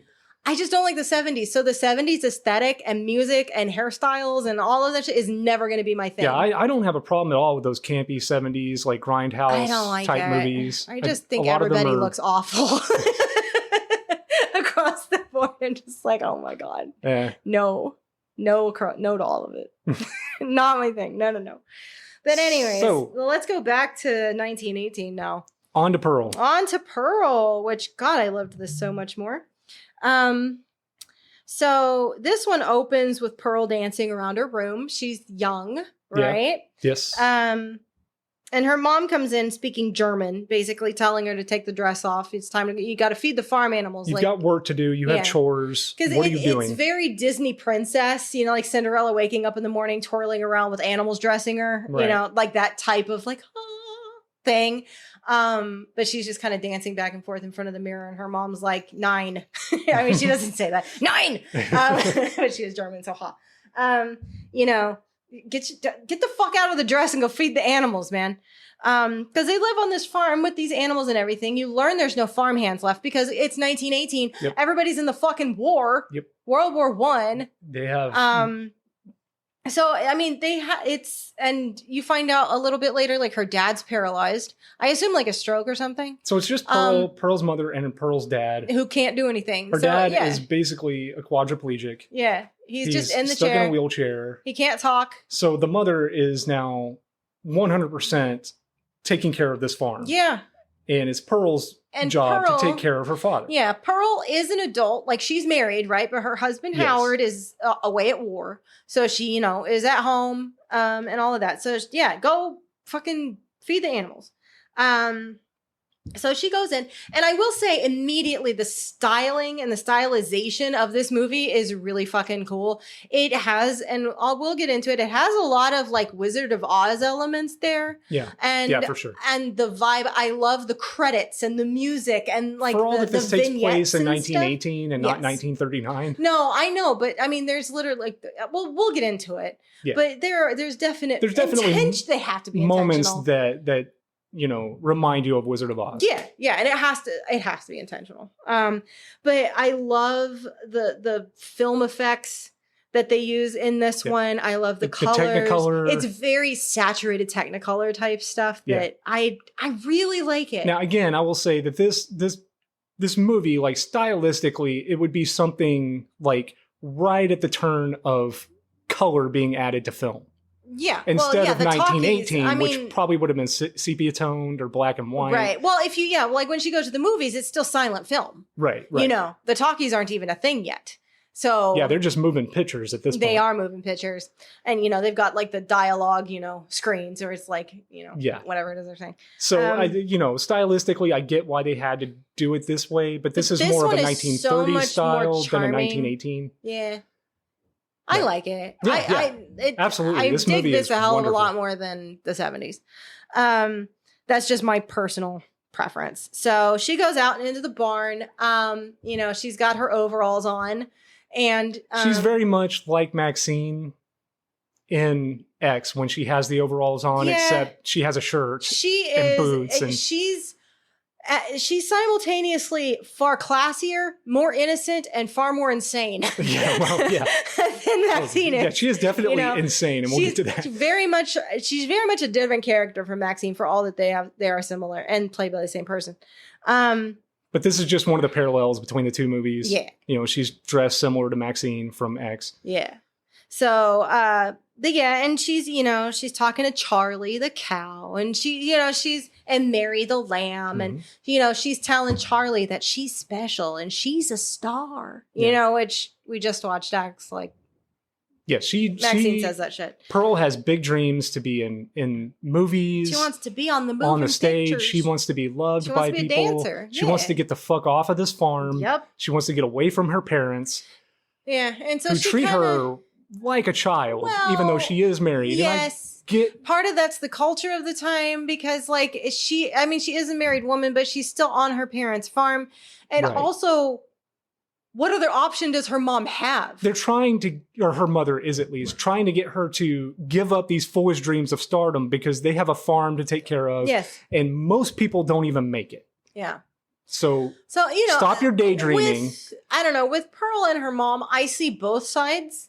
Yeah. To both of them. You do. Like, I understand where both of them are coming from. I don't think either of them handled it properly. I wonder what it would have been like if her dad was an active member of the family, because I bet none of this shit would have come to this. I don't know. I don't know what he was like. So, but yeah, she kind of puts on a little performance for Charlie and Mary. And, she's like up on the hay bales and everything. And this goose walks in the barn. He's honking at it. Yeah. What do you call it? Do they quack? They honk. Honk. Okay. Yeah, he comes in honking his ass off. Yeah, he's honking. And she's like, "What are you doing here, Mr. Goose?" And then her face changes for the first time. And you can see those eyes kind of go dead, like I talked about earlier. She's got a pitchfork in her hand. Because she was like feeding, the cows and everything. She's giving them the hay. And now, to be fair, okay, I'm going to preface this real quick. Before we watched this, you warned me about bad shit happening to animals in this movie. That was pretty much all I knew about this, other than it was a prequel. And I thanked you for it, because I don't deal well with things happening to kids or animals in movies. Exactly why I told you. It's very, very upsetting. And I really appreciate that. So I did actually Google, because if I know it's coming, I know when not to look. I know what to expect, so I'm not quite so horrified. But yeah, it turned out it's really not all that bad. It's done off screen. And this is the only animal thing that really happens. Besides the pig. Well, the pig was a suckling pig, though. That was cooked. It was already dead. It just slowly rots. Yeah. Which is a waste of a pig. And that looked like a delicious pig, God damn it. At the beginning. Right. Not later on. No, thank you.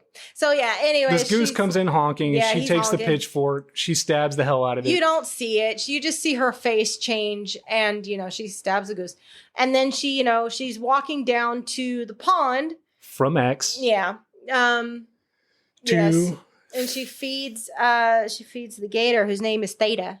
Yep, we find out Theta is the name of the alligator. Theta she goes down there with the goose still on the end of the pitchfork. And just She holds it out over the pond. And as Theta jumps up to grab it, you see Pearl the title screen.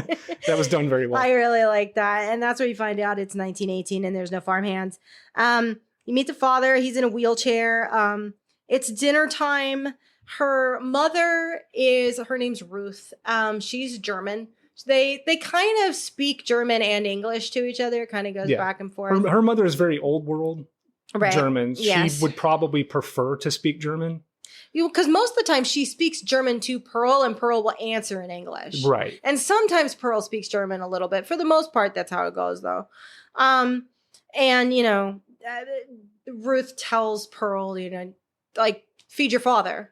Pearl has one bite of corn, right? She takes the corn cob, hump one bite or a couple of bites, and she's like, dude, feed your father. She doesn't say dude, but and I was like, oh God, no, because he can't really move. He can kind of move his mouth a little bit. He can slurp. Yeah. It wasn't as bad as it could have been. I'll just leave it at that. There's some weird shit in here with the dad though. Yeah, for sure. So there is.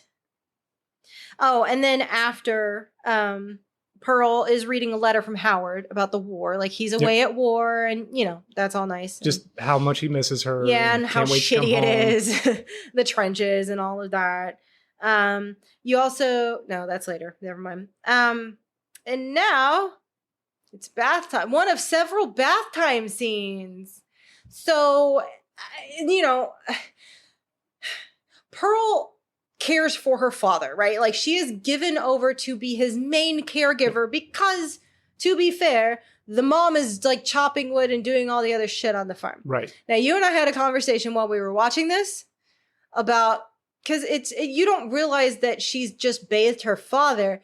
What the scene starts and she's talking about how she's going to be a star and whatever. And how she has to go to town the next day to get more medicine. So she's going to go see the moving pictures. But don't tell mom. Don't tell mom, which because that's rude. Yeah. And then she gets nude and gets in the bath. I mean, you don't see her, she's just in the bath. The thing with Pearl is she's always honest with her father because he can't do anything about it. I think he's and always a safe lies place to her mother. Confess. Yeah. Yeah. Yes, exactly.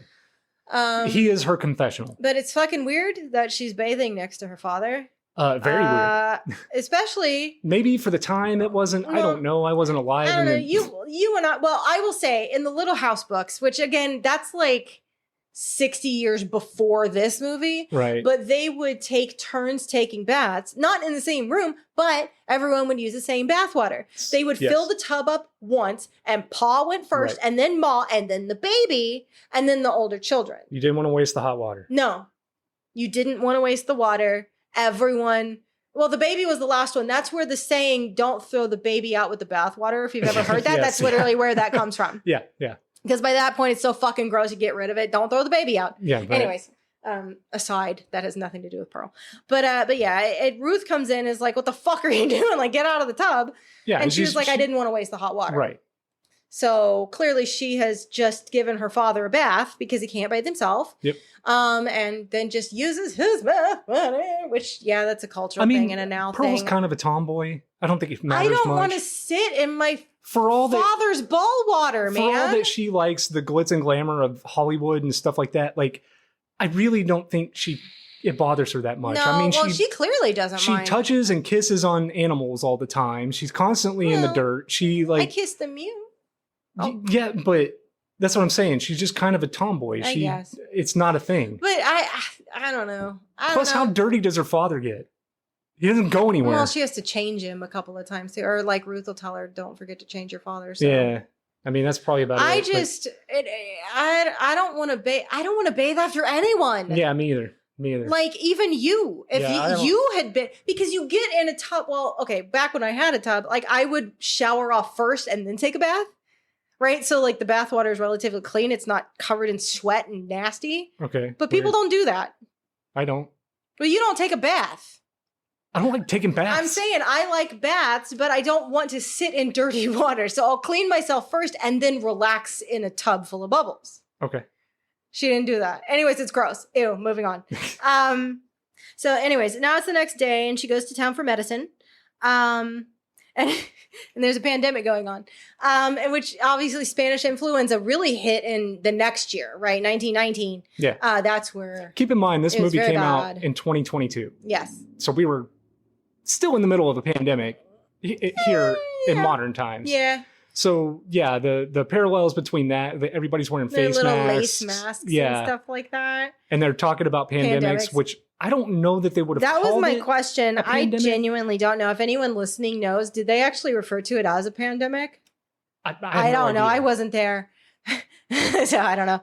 And I haven't made a study of Spanish influenza. But anyways, yeah, she goes to the movies. She gets her dad's medicine. There's some change left, so she goes to the movies. And she takes a big old slurp. She's sipping on that scissor of her dad's, I assume, like codeine medicine. Yes, it's codeine medication of some kind. Yeah, some kind of syrup. Because that was what they did back then, right? They just put codeine in everything. I mean, it could have been laudanum. It could have been like whatever it was. It wouldn't be legal now. No. And so it was just designed to make you not give a shit. Just numb everything, man. Just numb it away. So she takes a good slurp. And then after the movie, she goes out and she's like in the alley next to the movie theater and she's looking at like the movie program. Yeah. And all of that. And she meets a man there, who offers her a cigarette. And I feel badly because immediately I was like, no. Oh, I thought this guy had nefarious plans. Yeah, absolutely. I'm so cynical. I felt I am sorry, projectionist man. A very genuinely nice man. Yeah. What does that say? What does that say that we immediately are like, this guy's being way too nice? What is nice? But he offers her a cigarette, and I mean, it's clear he thinks she's pretty, but that's fine. And they talk a little bit about how she wants to be a star, and he was like, you should do that. Yeah. I would love to see you on the screen. I think you're pretty enough to be on the screen. Mm-hmm. You could do that. I'm a projectionist. And I tell you what, you love the movies. He goes inside. He gets the reel of the movie she just watched, brings it out. The film. The film, yes. And cuts, which, would that no, it's already been developed. It's fine. He cuts a single frame out of the movie and he can stitch it together. Honestly, no one watching the movie would notice if one frame is gone. But he gives it to her as like dude, follow your dreams. Like, here, now you do it. Now you own a piece of the movie you just watched. That's right. Which is sweet. That is really sweet. It's very nice. And he's like, and I tell you what, if you ever want to come back, knock on this door. Always here. I'm here. So basically, you can come watch movies for free if you want. You genuinely seem so interested in this industry. I can tell you're passionate about it. Mm-hmm. You probably don't have much money. Just knock on the door and we'll do it. Like, yeah. And we'll do it. Well, I didn't mean it like that. I mean, whatever. He didn't mean it like that at that point. No. But yeah, so don't give up on your dreams. And then she's riding home on her bike and the frame flies out of the little pocket of her overalls. Yeah. Which again, the way she had this thing put in there, it was going to happen. It's a single frame and it was hanging halfway out of her pocket. There's no way this thing was staying in that pocket. Like I said when we were watching, I think it probably like traveled up like during the movement of her body while she's cycling. But didn't she have boxes on the back of her bike? Couldn't you have thrown it in one of those? At some point she does. I don't know if she always does. Gift boxes or something on the back of her bike. Well, I don't know if she does might not then. have I know later on she has like a suitcase like when she goes to the audition, but that's like end of the movie shit. Yeah. But anyways, so yeah, she's like, oh, my frame. And so, she has to like get off and she goes. Yeah, she does. So she But no, she immediately goes like deep into the cornfield, which is fucking dumb. There's no way it went she went in way there. too deep in this cornfield. Girl, you need to move back along the wind and look along the side of the road and along, like, it would not be several stalks deep. it would have been pretty much impossible to find that thing anyway. Yeah, well, but I understand, like, looking for it. But, sure. like, she immediately just, like, beelines into the cornfield. And I'm like, all right. Yeah. And then, it's this whole, like... finally gives up, realizing that I'm probably not going to find it. Yeah. So she turns around, goes back in. I think maybe she gets a little turned around. Clearing. Yeah. She gets a little turned around. It seems like she might have gotten a little lost. And she finds a clearing with a scarecrow. With a scarecrow, like, way up there. Yeah, he's on a post. Yeah. Because they have to be above the corn for the birds to see it. Right. And the moment this happened, again, you and I both were like... Wizard of Oz parallel here with the scarecrow. Oh, for sure.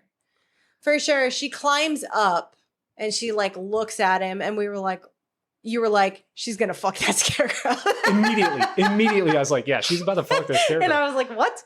And then she asks him to dance. Well, I was just going off of what I saw in X and the way she was just, like, trying to fuck something to feel good. Poor Pearl, so goddamn horny. All the time. All the horniness all the time. But yeah, so she climbs up. She asks him to dance, and then she like, knocks him down to the ground. Yep. And he's got a top hat, and she, like, picks up the top hat, puts it on herself, and starts, like, slow dancing with him. Yep. And then it turns into some kind of Rodgers and Hammerstein fucking, like... It does. Yeah, there's a couple of sound of music. But yeah, she's dancing with him, and then she kisses the scarecrow, but its face turns into the projectionist real fast. Who, by the way, does not have a name. No, I literally, dude, I hand wrote these notes for this movie. I had to write the word projectionist so many times. In the credits of the movie, it is just the projectionist. Oh. And he's genuinely nice guy. Yeah, he deserved a name. Sweet man. He deserved a name. Justice for Project. We're going to call him Justice. Justice? No, I hate that name. No, I'm not calling him Justice. Justice for Projectionist. Man, that's hard to say. So, and then she kind of, like, freaks out because, and then she yells, "I'm married!" Yeah. At the scarecrow projectionist, who's immediately a scarecrow again. Like, it's just a brief. It's clear that she's got a crush. It's in her head, man. Yeah, she has a crush on the projectionist. And then feels bad. Yeah. Yeah. Yeah. So she yells, "I'm married." But then, deadbeat Chad, what does she do next? She makes out with this scarecrow, kissing him. And she... with tongue. Yeah. And then... she straddles him. Yeah. And she gets a good rub. She's got to get her rub. Oh, I think that was my line, and I hated it. And by the way, if only it were this easy. Right, fellas? What does that even mean? I don't know. It sounded good in my head. Yeah? You want people to think you struggle to get women off? Is that... No. But, you want to take that back? No, but she gets done very quickly. She was feeling it, man. She was just ready. Dude. I think after... No, there's times like, you're ready for it. All the conditions are lining up. I don't know. I've never dry humped a scarecrow before. I don't know how this works. Man, sometimes it's easier than other times, and this time it was very easy. She straddles the scarecrow. She gets her rub on. She scares the crows. Yes. they fly away. Screaming. Yeah. Oh man. Yeah. So that's a thing that happened.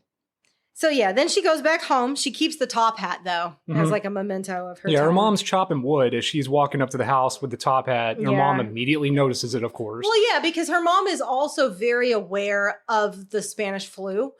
So she throughout the movie several times is very concerned about germs. I assume also not only because she can't afford to get sick because there's no one else at the farm, but her dad is, I'm sure, some kind of immunocompromised or something. He can't move. Yeah. So, Ruth is like, you do you can't bring that in the house. Yeah, if you're lucky, all it has is lice. That's Go right. wash your fucking hair. Don't take this in the house. And bathe your father. Change your father. This is one of the times she said, like, your dad needs changing. Yeah. And I was like, oh, God. I mean, I would do it for my mom. Yeah, you do that for your parents, but you don't bathe them from while they're side-eyeing you. Bathing them when they can't bathe themselves, I know. How does she know he's comfortable with this? Bathing him, no issue. bathing in front of him, she might be comfortable as hell with it, but he can't say anything. He can't do anything. And she's got him positioned to look right at it. Yeah, I don't like it. I mean, I don't really get the sense that she's like trying to No, she's not coming on to him. It never goes in that direction. It literally is just kind of icky to me. Although there was a moment where I was like, is she going to kiss him? No, I thought so too. Yeah. And it's this scene, man.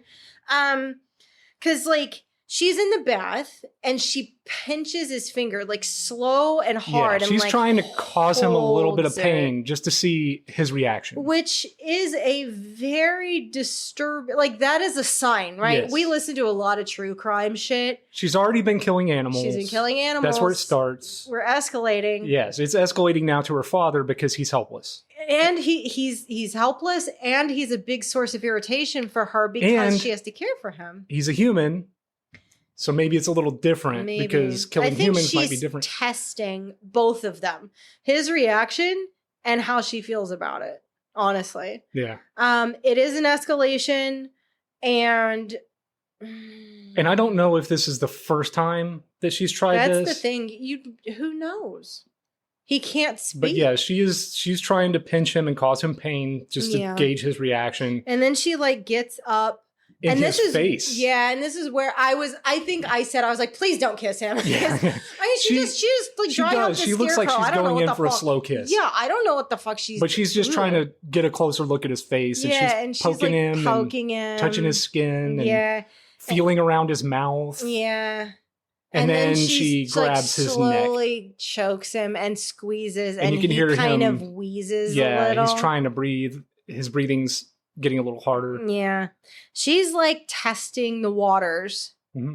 You know. Is he going to make noise if I do this? Is he going to... Or can I do it? How far am I going to go? Yeah. Like, do I have it in me to do this? Because again, he's also a big reason why she can't leave the farm. Right?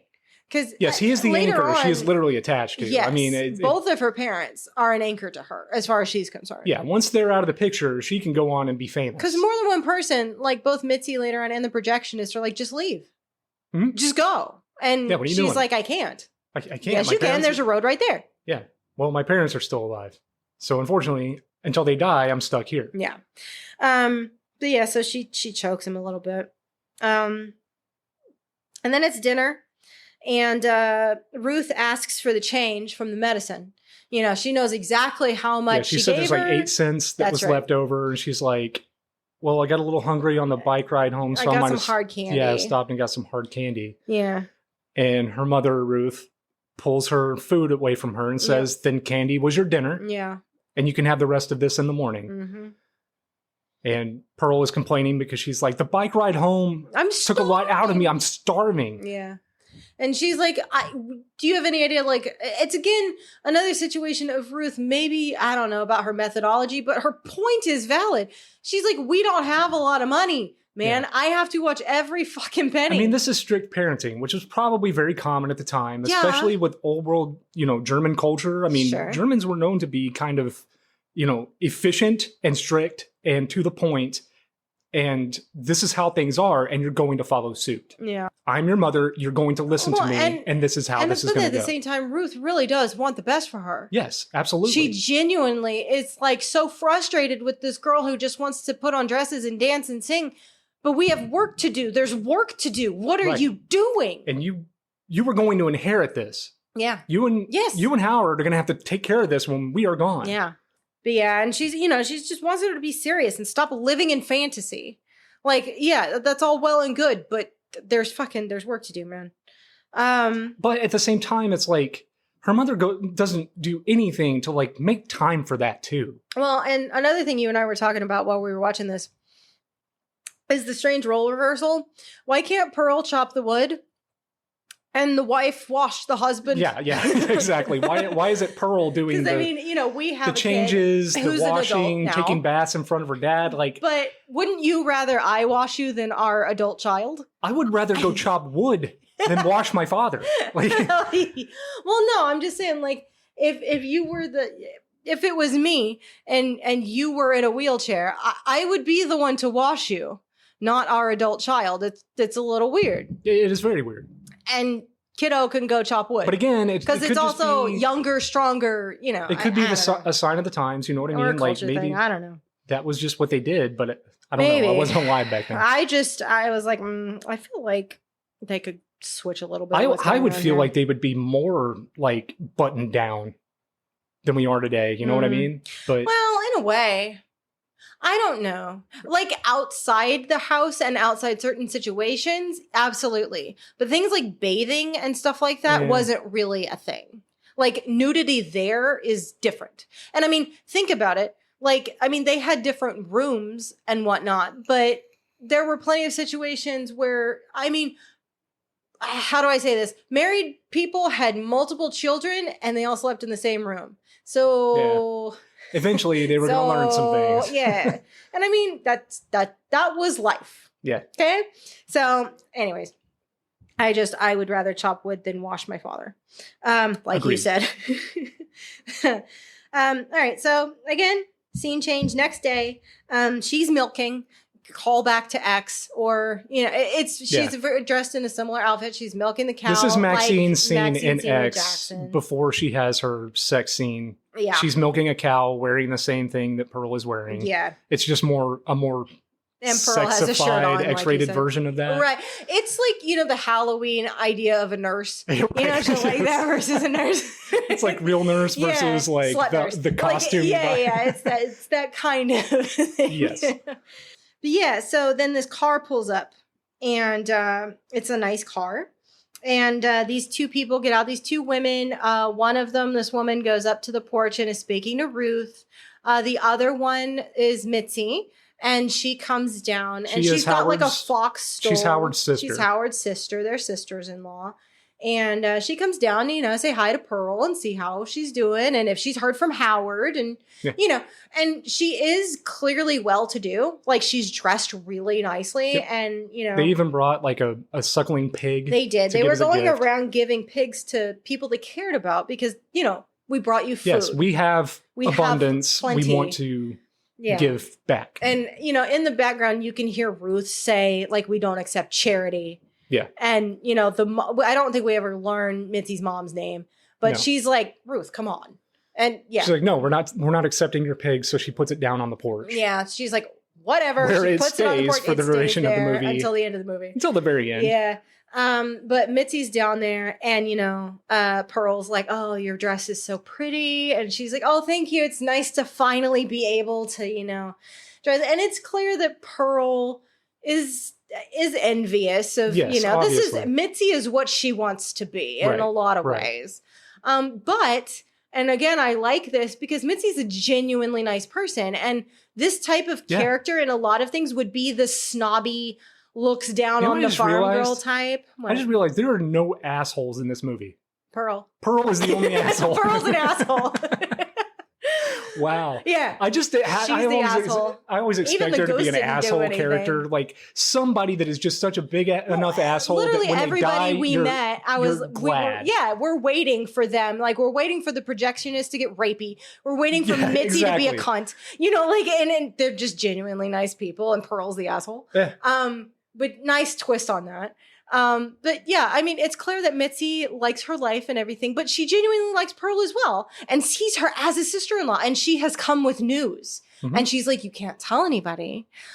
There's a dance audition this Saturday for a church group, a touring troupe. Immediately, Pearl lights up. Yeah. She is very interested in doing this. And she's like, Mitzi's like, you can't tell anybody. We'll go together. Like, sisters-in-law, we have to stick together. Yep. You know, we will both go audition. We will support each other. We're going to audition. Hell yeah. Which turned out to be a fatal mistake. Well, but yeah. And so then it cuts to the cabin that we saw in X. Like, Pearl goes into the cabin, and that's where she kind of keeps her top hat, her movie program. Shit she wants to hide from her mother. Yes. You know, she's looking at that stuff.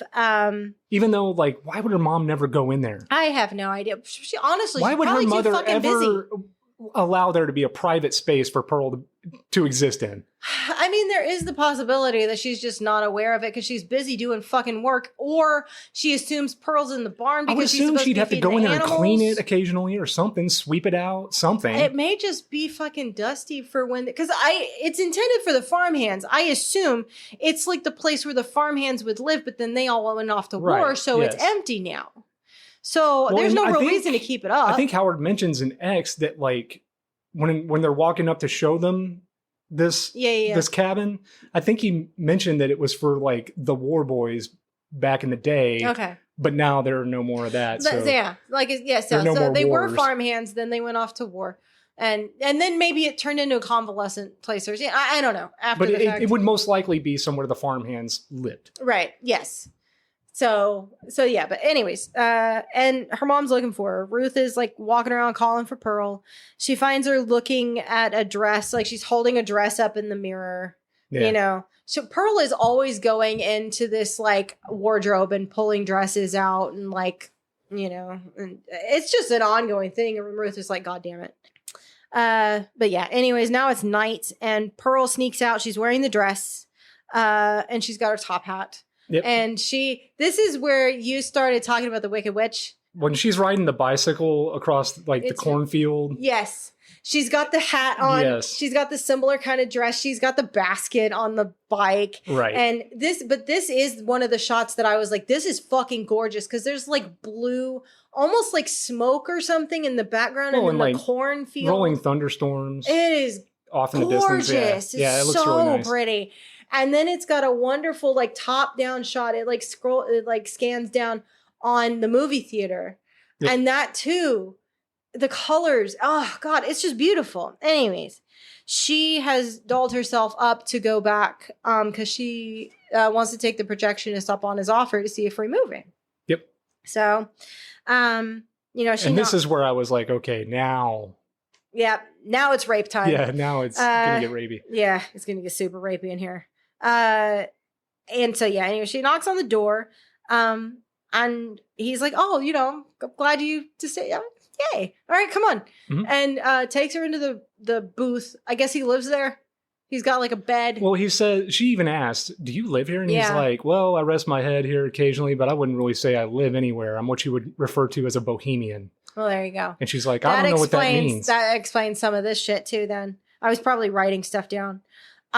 He says it means that I can pack up and leave at any time. Well, that makes sense as to why he's talking about Europe a lot and stuff like that. And that's why she thinks he'll take her with him. Yeah. Well, anyways, he gives her a drink, and she tells that was something Mitzi was like, "Don't tell anybody about the audition." So she immediately tells the projectionist about the audition. To a dance audition tomorrow. On Saturday, I've got an audition for a dance troupe, and so he's like, "Oh yeah, you know, like." Supporting her. That's awesome. Do you want to see a movie? And he puts on the lamest porn. The best porn I've ever seen. This is like, oh my God. It's a stag film.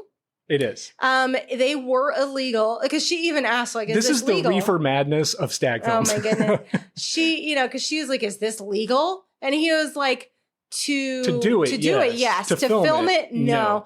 But it will be eventually. Yeah, this is going to change cinema. Right. This is what people want to see. Yeah, people are going to pay a lot of money to see this. And while we were watching, what did you say? You were like, does this really turn anyone on? How does anyone get turned on by this? It's first of all, it's shot in a low speed and then sped up to look normal, but it still is going too fast. So it's just like a lot of like and it's tinkly music and then like just the whitest asses I've ever seen in my life. Yes. I mean, at the time you didn't see that. Well, what people I still don't want to see it. Well, you have seen it. But yes, it's a bunch of dapper looking fellas and a bunch of gammy looking dames. Oh my goodness. Just going to town on each other. But yeah, so they watch it for a while and, you know, he tells her about Europe. Like, you know, the arts are a lot, you know, more open there, which do you know a lot about the Bohemian movement around that time? It was big in France, especially. And that's where like Bohemians came from. Moulin Rouge. I know you've seen Moulin Rouge because you watched it with me. Yeah. They are Bohemians. Yes. Yeah. It's just a lifestyle where everything you own could be packed up in a car and gone. Yeah, they're very free spirit. Yes. Right? And they are freer with sex and stuff like that usually, but not always. It's not like they're just going around sleeping with everybody. It's just a different kind of, not nearly as buttoned up. Right. Right. Right. So porn, yeah, all right. Whereas most other people of the time, especially given where Pearl like lives, yeah, not so much. Yeah, and much like anything else, like it's just a slight loosening. what this guy doesn't really fully understand here is that like Pearl has already done things that are far more fucked up than watching porn. Mm-hmm. But he really just sees. So she's just kind of enamored sweet by it. farm girl. Yeah. He sees a pretty enough. And he's like, sweet look, farm girl. There's more to the world out there. This is what people do. Yeah. And he's like, if you have a dream, chase it. And this is where she starts talking about all the reasons why she can't. This is when I was like, oh yeah, he's definitely about to do something inappropriate. Because he kept getting closer and closer to her. Yeah. And I was like, yeah, this is not going to end Waiting for the... I was like, she is about to kill your ass. Stretch arm around shoulder type thing. Yeah. But he doesn't. He doesn't. And he seems very genuine. You know, and she's like, well, will you take me to Europe? You know, and he's like, yeah. Yeah. Sure. Let's do it. And I believe he meant it at that time. And then she says, well, I better get home. Well, yeah. She does say that she wishes her parents would die. Oh, yeah. At this point, because he's like, you should leave if you want. And she's like, well, the parents, blah, blah, blah. I wish they would just die. And then she asks him if he really thinks she could be on the screen. And he tells her to go to Europe after the pandemic. Yeah, she thanks him. And then she is sneaking back into the house. Her mother's crying. Ruth is in bed, like facing away from the door, just sobbing. Do they ever explain why? I genuinely think it's just the state of her life. Yeah. Man. Yeah, I assume. I mean, she is left to care for a farm, a husband who's an invalid, a grown adult child who is, she knows she's fucking insane. Yeah. And is no help. This is, I mean, Ruth has a great scene later on, like with the knife when she stabs in the table. Yeah. Where, you know, this is not the life that you think I wanted this fucking life. Yeah. Are you kidding me? So I think that was a moment where she thought she was alone. This, again, I talked about it in a previous episode. This is mom crying, where you think you are alone. And you just have to, you know. Yeah. She's mom crying. That's what's happening. So then the next day, Pearl wants to take her dad for a stroll. Her mom is like up, you know, in the window, doing the window looky thing. Yep. And she takes him down to the dock. Yes, her mother opens the curtain and watches her. Yeah, much like Pearl does later on in X. Her mother watches Pearl wheel her father out to the dock. Yeah. And says, yeah. What is this situation? Probably check this out. So yeah, she's telling her, Daddy, I'm gonna be leaving soon. Mm-hmm. You know, and her dad's conscious. By the way, he is fully knows what's going on. You can occasionally see something, and later on in the movie, he like has one tear fall down. Yeah. But like his eyes, like you can. I don't know who the actor is. He just can't move or talk. He does a great fucking job, like showing emotion in a frozen face. Yeah. Yes. It's really good. Because this is the moment when he realizes that Pearl is psychotic. Because she's like pushing him just closer. She's inching him closer and closer off of the dock while he's watching the alligator swim towards him. And she's talking. Yeah.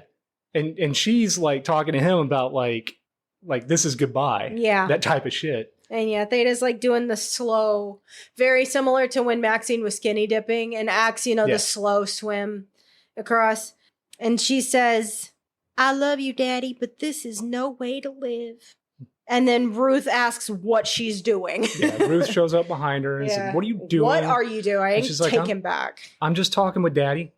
Yeah, I'm just talking to Daddy. And yeah, she tells her and then she straight up asks her, why do you hate me, Mommy? Yeah. You know? Yeah. And, you know, she goes down there and tries to quell that situation. Says, we need to get your father back inside. And so they wheel him back up into the house. Yeah. And I was for sure he was going in. Oh, yeah. Yeah. But yeah, so she goes back down by the pond, and this is where she's like walking around in the reeds. Is she intentionally looking? No, she sees what was the alligator's name? Theta? Theta, yeah. She sees Theta swim off when she walks up, and she's in like an alcove. Oh, so it like piques her interest. Right. So I'm sure dealing with animals and stuff like that, she's aware that means there's a nest. Well, yeah. You remember your mom had that duck that would lay eggs under the porch? Yes. Yeah. It's that kind of thing. You see them come out, you're like, oh, there's eggs. I got to go. What I don't understand is why the fuck she gets in the water to go fuck with the alligator's nest. I mean, I guess maybe. Is this just like part of her personality where she doesn't really have any fear? I don't know. Because they mention that later during the recital. She's like, how are you so calm? And she's just like, sociopathy, I mean, that might be an aspect of her weirdness. It may just be that, she just has no fear. I mean, there's always the possibility that she raised Theta from a baby, and is the one who feeds her. So maybe she feels...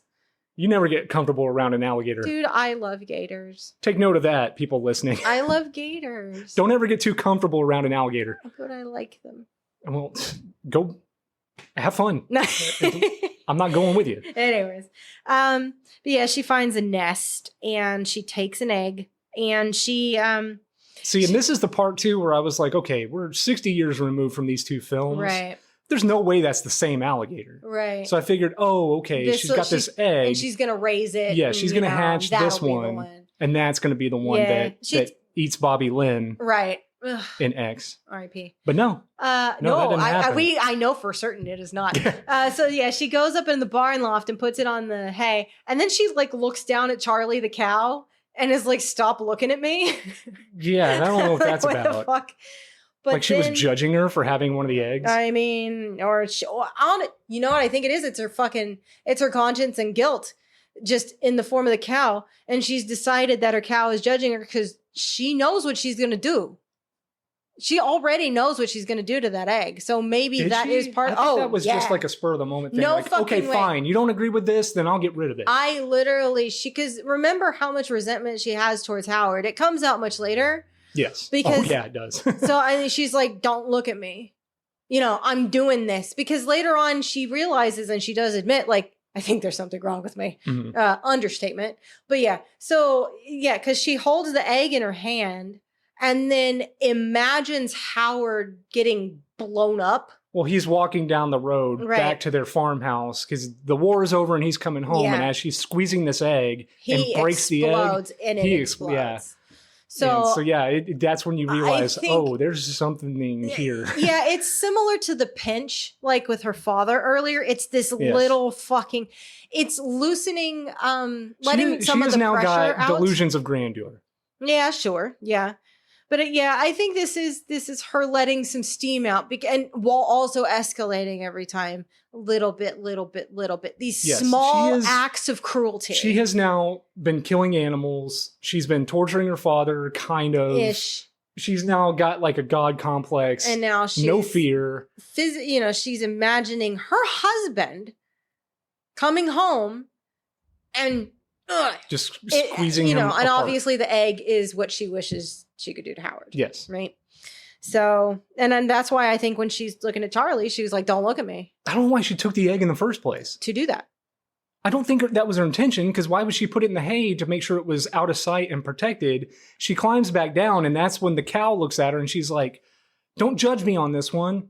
And then she's like, fine. And then she goes back up the ladder, and that's when she crushes I think maybe it's her fighting the duality within herself. Why would she bring it all the way back to the barn? Why not just crush it where she was in the alligator's Maybe it's some nest? kind of ritual. Because, I mean, she does like to do things in the barn. She killed the goose in the barn. She kills the egg in the barn. I still think later on, she kills Wayne in the barn. Was to hatch it and raise it. And something happened between... Or that switch flipped in her brain, maybe. Something. I don't know. This was a very weird scene. It's hard to understand her sometimes. I don't even know that it's really all that important, other than it shows she has some hatred for Howard. Yeah, that little bit of darkness leaked through. And this is the first time we really see that directed toward Howard in particular. Because again, we had just watched X, so we know how they are later in life, much later in life. Right. They're content with each other. They are. And so this was interesting to see all of this shit. Well, especially since she had a thing going on with the projection guy. Yeah. And well, that hasn't happened yet. But it will. So yeah, another dinner scene. A lot of dinner and bath scenes in this movie. Lots of dinners, lots of baths. Oh, by the way, the pig is still rotting on the porch. It is. It slowly gains maggots over time. Throughout the movie, it'll cut to the pig when they need a scene change, and it's got progressively more and more maggots on it. Yeah. But her mom puts the movie program on the table, like the one from, that she had gone to. And, her concern at first was not even just the money, but again, with the flu. And she's like, you need to basically quarantine yourself. Yes. You went into public. Take your dinner, go out to the cabin, stay there. You need to quarantine yourself. Until we know you're not because ill. we don't know if you're infected or not. Yeah. And do you want to end up like your father? Yeah. Yeah. And so Pearl gets mad and tells her about the audition tomorrow. So we also know that it's been a couple of days, right? Time has passed. The audition's tomorrow, so this is Friday. Yeah, she tells her mother she's going. Her mother says, no, you're not. Mm-hmm. She's like, yes, I am. You can't stop me. And then, Ruth is like, well, you're not allowed to leave the farm again. But this is where Ruth starts getting really interesting to me, because she's like, I see the malevolence festering in you. There is something wrong you with are not you. Well. Yeah. I can see it in your eyes. Mm-hmm. I cannot allow you to leave this farm because that is my burden to bear should you go off and do something incredibly evil. Yep. And they fight. And then Ruth finally says, fine, then go. But when you fail, and you will fail, you'll know how I feel every time I look at you. Which, oof. I know. Yeah.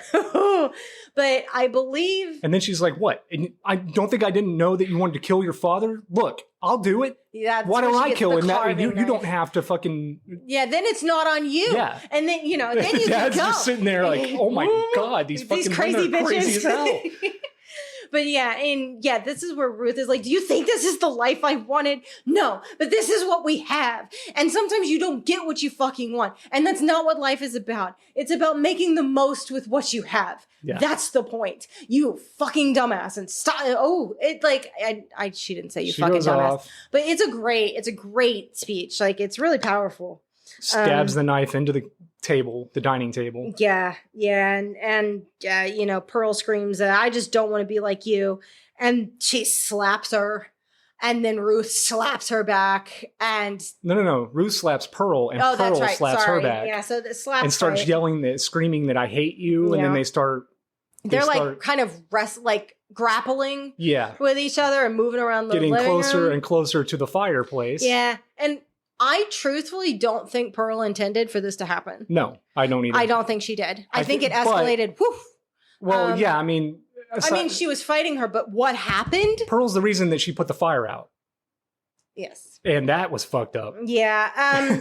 So, they end up, kind of grappling, and Ruth is pressed back against the fireplace, and her dress catches fire. Because it was most likely made of burlap. She goes up in flames very quickly. Oh, yeah. Yes. Woof. Yeah. And it's bad. And this is where you see, Pearl backs off and is freaked out. She did not intend her mother. She was not putting her against the fireplace so she would catch fire. No, I don't think she was spatially aware of what the fuck was going on. She was trying to push her away. Yeah. And she was trying to hurt her, absolutely. But she did not intend this. And so she freaks out. And Ruth, by this point, is on the ground. I think she's on the ground. Anyway, she's on fire. Yeah, she's on fire on the ground. Yeah. And you want to talk about what Pearl does? goes and grabs, there's the best water source. There's a pot of water boiling. With corn. On the oven. Yeah. She grabs that and throws it on her, which I can only imagine was unbearably painful. So it did put the fire out. Yes. But it was boiling water and corn. She is fucked up. She's crispy. That fire fucked her shit. Fucked up. She is mostly burned now. Yeah, and Pearl drags her downstairs to the root cellar. She throws her ass down the stairs. She does. Locks her in the cellar. Yep, and then comes back in the room, and her dad is like, this poor man is left at this dining table for some time. He's got the whitest eyes. Yeah, it's really just one eye. It's this eye, and he's just like, oh god. But she runs out and is super upset, and it's raining. You know, it's like storming, and she goes back to the projectionist. She goes to town. She goes to the projectionist, and he opens the door, and she just kisses him. Yep. Like, and just he pulls her inside, and he's like, "Oh fuck yeah!" But you know what that is? Consent. Good job, projectionist. Yes. She came to him. Yes. She kissed him. This is what we like. Good job, projectionist. You deserve better than this crazy bitch. And then it cuts to one of the like visions of Pearl on stage. It's, you know, like old timey black and white film stuff. Everyone's clapping, and you know, you see the audience, and it's like, it's people you don't know, and then it's like her father, but he's not like strokey or whatever. Right. And then it's her mother who's all fucked up. And, you know, everybody's clapping. And this is kind of a running theme, too. They occasionally transition into, like, a black and white film of Pearl performing on some kind of stage. Yeah, and from now on, also, you'll see her burned mother show up in places, which is definitely her guilt showing through. Yes, yeah, absolutely. You know, because, I mean, because again, I don't think that one was intentional. It was not intentional. So she's a little freaked out by it. It was not intentional. And yeah, it shows up in her subconscious, because I don't think she's aware enough to really feel guilt at that point. Right. But yeah, her mind is like, whoof. But that was a dream. So, you know, she wakes up in the projectionist's bed, and like she's like, oh my God, it's audition day, right? She got to get dressed, and you know, she needs to go practice and all of that. And he's like, yeah, sure, I'll drive you home. Yeah.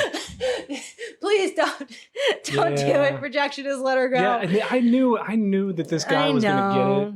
Well, once it became clear he wasn't rapey and was a genuinely nice guy, of course he was going to fucking die, because we'd already seen X. We know what to expect. He's only tried to be nice and help and genuinely believe in her dreams. Those people in these movies don't last very long. So he's got to meet his end, and that does happen shortly. Yeah, and I mean, he's driving her home. He's got his arm around her. Like, they're a couple out for a drive, and you know, she thinks she sees Howard. She sees the soldier walking. He notices. So there was a soldier walking, because he was like, someone you know. She's like, I don't know. She's like, I'm not sure. Because he was wearing a face mask. Yeah, I thought it was, and that Howard was going to turn up at some point, and nope, just not Howard. But was he even there? No. Well, yes, because projectionist. He asked if that was somebody you know. Yeah. So, yeah, there was definitely a soldier there. Someone was there. I mean, people were, 1918, 1919, people were like, you know, trickling home by this point. Yeah. You know. But the fucked up thing is, and I'm getting ahead of myself, but when they bring Howard home, they drop him off at the front fucking door. So why did this guy have to walk? Yeah. Well, he's not a named character in the movie. I guess. I mean, even people like the projectionist don't have a fucking name. But yeah, so anyways, they get back to the farm. She goes in the house. She asks him to wait. Yeah, she says, wait here. I got some shit to clean up. But she didn't say that. No. But she's like, I got to get this shit squared away before I bring my new boyfriend in to meet my father. Yeah, what? Why? Why did he even need to stay? He was just supposed to drop her at home. Why couldn't she just say thank you for the ride and let him go, and then he wouldn't die? But whatever. So he's out there playing with a top hat. Yeah. And he notices the pig on the porch. And he's like, oh. And it's at this point like halfway maggoty and gross. It's such a waste of a suckling pig. Yeah, for sure. Especially for the time. Like, oh yeah. That would have been that would have been a treat. Oh, for sure. It's a treat now. But yeah, she goes in. Her poor goddamn dad is still like, he can't move. He has been there the whole time. Yes, he's in the kitchen where she left him, and he's still got awake, the wild eye, wide fucking awake. Oh God. He probably stayed up all night. And he clearly is in pain. He hasn't had his medicine. He wasn't given a bath. He probably didn't get any dinner. Like, he has just been stuck there. So she wheels him into the living like room, the parlor or whatever. Yeah, and gives him medicine. Yep. And the way she puts it in his mouth is so cute. Just, with the spoon. She's got the little like tongue slightly hanging out. I'm gonna do this right, baby. But yeah, so then and she runs around and kind of cleans up a little bit, right? Not too much though. She really, I think, she makes sure that her mother isn't making noise. Yeah, she like goes and puts her head up to the door, like to the root cellar, and doesn't hear anything. Gives her dad the medicine and tells him, "I'm sorry, I'll clean you up when we're done here." Yeah.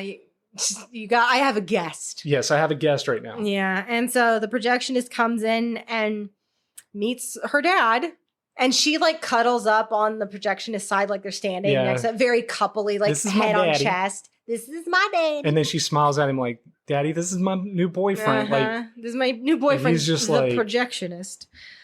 He's like, very nice to meet you, sir. Takes his hat off. He's very polite. Yeah. And then she's like, now we can go up to my room. Yeah. You want to go up to my room? Like in front of her goddamn father. Yep. And the projection, I think this right in this moment is the first moment where this is clear. In front of her father, he should have been like, well, Pearl, I don't know if that's he was appropriate. Like, okay. Like that was the first moment that gave him pause about her. Yeah. And now she's on top of him, kissing him. Yeah, they're making out in her room. And he keeps hearing a noise. Yeah, there's like a thudding noise. From outside the door. And he's like, what is that noise? And she's like, don't worry she's about like, it's nothing. Just ignore it. And he's like no, we can't just ignore this. It could be your father having trouble. Right. What is wrong with in the way he says it? When because he basically pushes her off him and gets up. He's like, I'm going to go find out what this is. And the look she gives him, he like, asks what's wrong with you. And she's like, nothing. Yeah. like he's the one with the what? Now she knows he's different. He's acting different. He's now scared of her. Yeah. Or at least knows she's up to something. He sees her. Yes. Unsure about what this situation is. Something weird. So the fantasy's broken. And you can just see immediately her heart is broken. She knows she's going to have to do something about this guy now because he just hurt her feelings. So, he goes down and he sees all the mess in the dining room. There's corn on the floor, all of that shit. And he's like, what happened? And she tells him that the dog made a mess. So she put it in the root cellar. Yep. And then she's like, do you want to see the barn? So, so she takes him to the barn. This is Charlie. This is Mary. Yeah. And she's acting off. Overly bubbly. Cute. Yes. Trying to be super innocent and everything. Yeah, it's almost like... And Mia Goth does an amazing job, like, doing the fake happy. You didn't see it, because as soon as the movie was over, like, you went off to do something else. I probably went to pee. But you know what? I'm not going to say it now. I'll say it at the end. Oh, okay. But yeah, and she, she introduces him to all the animals, and he asks about, natural question. Okay, well, what's the dog's name? And she's like, we don't have a dog. Yeah. God damn it, and he's like, Pearl. You said that you had a dog. And she's like, oh.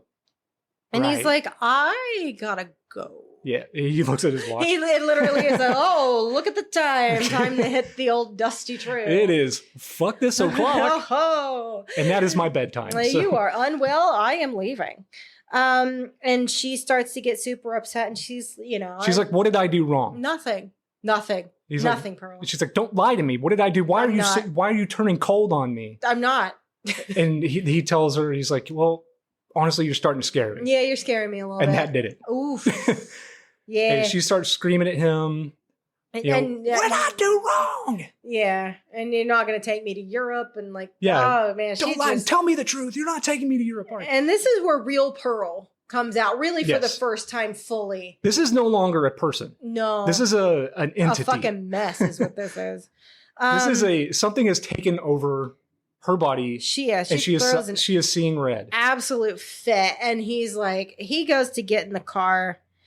And I mean, we knew it was coming. She follows him out. She grabs a pitchfork on her way out the door. Yeah. And he's climbing in the car. God damn it, projectionist. He takes his time. Yeah. He doesn't run. Well, he doesn't even look behind. He doesn't think that she's even following him. Yeah, maybe I've seen too much. And these were more innocent times. Well, it's also one of those things where, he's a man, she's a woman. At the time, they were just kind of unassuming. I mean, if something happens, I can overpower her. She's got a screw loose, but there's nothing to really indicate that she's violent, or dangerous necessarily yet. Right. He doesn't know anything about her mom or the animals. There's something off. Right. Yeah. Exactly. And he needs to get the hell out of there. Right. They need distance between them. He gets in the car, and he looks at the barn. You don't see anything. And then she's like, she comes up on the other side of the car. driver's side. Yeah. And she's like screaming at him and then stabs him with the pitchfork right in his chest. Oof. Twice. Yeah. And I watched too, the pitchfork, it goes right back in the same holes. Oh God, really? Yeah. Ow. Is that better or worse, do you think? Worse. You think so? Yeah. Because at least you don't have new holes. Nah, give me new holes. That means more blood loss, quicker death. Yeah. Yeah, but the whole time she's screaming, "Did I do something wrong? What did I do wrong?" Mm-hmm. Then he starts rolling. Yeah, the car starts rolling away, and we thought, oh, it's gonna roll into the pond. She does push it into the pond eventually, and then you can see the alligator slowly swimming up to him. Yeah. But yeah, no, the car starts rolling away, and she goes and pulls him out. He's not dead yet because he kind of like he's on the ground on his back. Yeah, she pulls him out of the car. He's kind of still struggling. He's dying. He doesn't. But he is not dead yet. He's catatonic. Not catatonic, but he's in shock for sure. Absolutely, and just kind of staring wildly at like what the hell this situation is, and she just pitchforks him through the middle mouth. prong. Oof. The middle prong on the pitchfork goes right in his mouth through the back of his head. Ouch. Ow. I also don't think that would kill him right away. Maybe if it severed the spinal cord right at the base of the neck, that would kill you. Yeah, instantly. I mean, it did something, but he was dead. He was definitely dead when she put him back in the car and then pushes it into the lake or the pond, and you see the alligator swim up to him. Yeah, that's later. He's not alive at that point. No, she's gonna go. She has to go check on her burned mama. Yeah. And basically sees her and throws her down like back because I think her mom had been trying to climb out. Yes, she's halfway up the stairs. Yeah, so she like throws her back down at the foot of the root cellar. Is this not where she like? No. That's later. You know what we missed? What? Did we miss the entire dance recital? That hasn't happened yet. Okay. No. So she throws the body down and then goes to bathe her dad because she said she would clean him up, and so she does. And then she puts on a red dress, and she puts her dad in a suit. That's right. She's getting ready for the recital. Yes. Yeah. And she's like, "What do you think?" And her dad looks so dapper in his little suit with his bow tie. Mm-hmm. And this is where the tear rolls down his cheek. He can't speak. He can't move. But yeah, it's not good.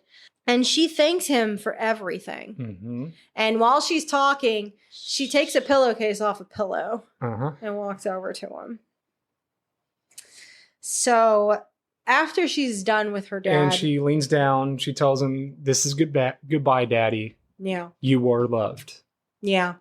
And then the camera cuts away, and then you can hear him struggling. Mm-hmm. And so I guess she strangled him. I assume with the pillowcase. With the pillowcase. Yeah. But this is where then after that she goes out and rolls the car and the projectionist into the pond, and Theta swims up. Okay. Then she gets on a bike, which again, I made the comment she could have taken the car into town because she has a but like audition. We talked about, there's a possibility she doesn't know how to drive it. Nobody sweats in this movie. No, and I noticed multiple times her hair is always immaculate. I mean, even if there's she just got through riding for it's so clean. God knows how many miles. Like it is the to get into town. Shiniest hair. Yeah. That's just. And she looks like she just fucking stepped out of makeup. Oh yeah, absolutely. She looks great. Like the red dress look. Very pretty. Yeah. But yeah, so it's audition time, man. So she bikes away to church. She meets Mitzi there, and I like Mitzi's dress. It's this almost kind of like fairy, like petal. Yeah, you would definitely see something like this at a Ren fair or something. I really like. Yeah. It's very pretty. It's like a pale blue gray. It's very flattering because she's got like blonde ringlets and all of that. Very bright blue eyes. She honestly, she kind of looks like she could be a part of your family. Like she kind of reminds me a little bit of pictures I've seen of your sister when she was younger, of your mom. Yeah, a little bit. It's a different time period, obviously. Yeah. But it's a similar kind of shaped face with the blonde and the blue eyes and all of that stuff. But she's, so glad to see Pearl. She's like, oh, yeah, she's been super nervous. But she's got news. She's she's like, I didn't think you were gonna make it. Yeah, I've been in a tizzy just waiting. Yeah, she's got butterflies. And she says, now I did hear that they might only be taking one girl per town. Mm-hmm. And Pearl's like, it's got to be me. It has to be me. It has to be me. And Mitzi's like, well, it could be, or it could be me. But if it's not me, I hope it's you. Yeah. God damn it, Mitzi, very genuinely nice person, and like I hope. But let's be honest here, like. She never thought Pearl had a shot. I really don't think. When it came to them two, if one of them was going to get the role, she knew it was going to be her, not Pearl. I truthfully don't think so. Mitzi was so nervous I don't think so. I think she genuinely thought it. I think she probably hoped it would be one or the other. But unlike Pearl, I really do believe she would have actually been happy for Pearl. Yeah, like disappointed for herself, of course. Like sad. Yes, of course. God damn it. You know, I really wanted it, but you got it, and that's amazing. Yeah.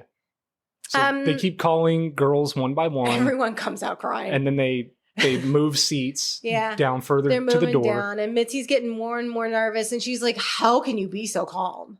Because Pearl is just like stone-faced, man. She's just sitting there. She's not nervous, nothing. She's just ready for her time to shine. Yeah.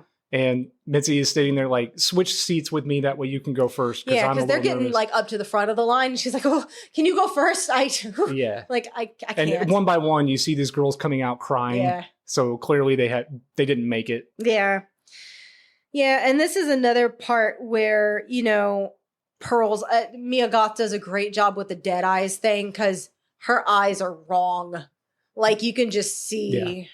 They call her to go in. She gets up on the stage and she is just stone-faced while she's standing there. Yeah, when we were watching this, I was like, this has such distinct Chicago vibes, like the musical. Right. It's very Roxy Hart, you know, like in her mind, like literally in her mind, this whole backdrop opens up and it's like an army thing. Yes, there's fireworks going there's on. Bunkers, there's fireworks, there's missiles flying. Oh my God. It is a whole thing. And she really there are landmines exploding. Yeah. While she's dancing, and she's got a group of backup dancers. And she's reacting like to them. Yes. This is done very well. It's it was very cute. well. Yeah. Well, I mean, I like Chicago, so but much like in Chicago. Which clearly this is not actually happening. No. This is just in her mind. No, that's what I mean. Like, because in Chicago, Roxy Hart has all the musical numbers in the movie. The way they did that is it's in her fucking mind. Yes. None of that actually happens in reality. So it's that kind of thing. And, you know, she ends with like blowing kisses to the audience and all of this shit. Yep. And then there's like a long silence. As this stodgy group of old people, judges, and this tell her, that's a no from me, dog. Thank you, but it's gonna be a no. And she says, pardon? Yeah, she very slowly goes back into the... Oh, yeah. This is also where her mom shows up as one of the judges suddenly when it wasn't her before. And Howard is there. Yeah. It's all the people who are there to pass judgment on her. Yes. You know, and, you know, they basically tell her, sorry, you know, you're just not what we had in mind.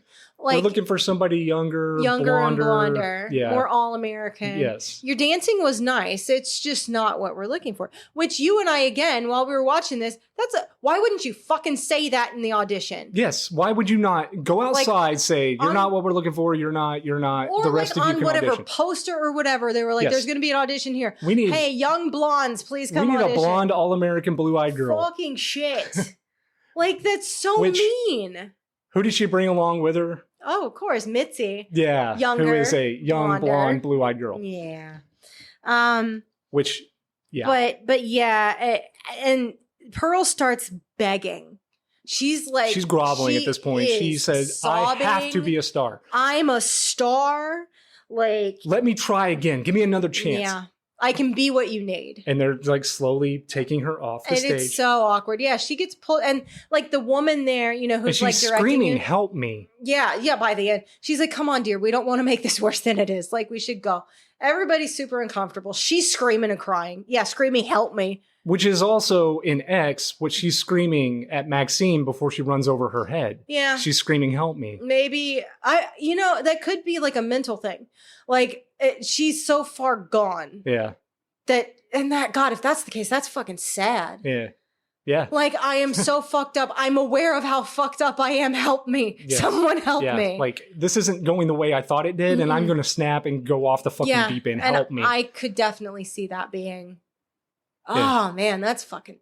And then it cuts to her just bawling her eyes out outside the trailer. Yeah. And Mitzi walks around the corner to console her. And she's like, come on, I'll take you home. Yeah.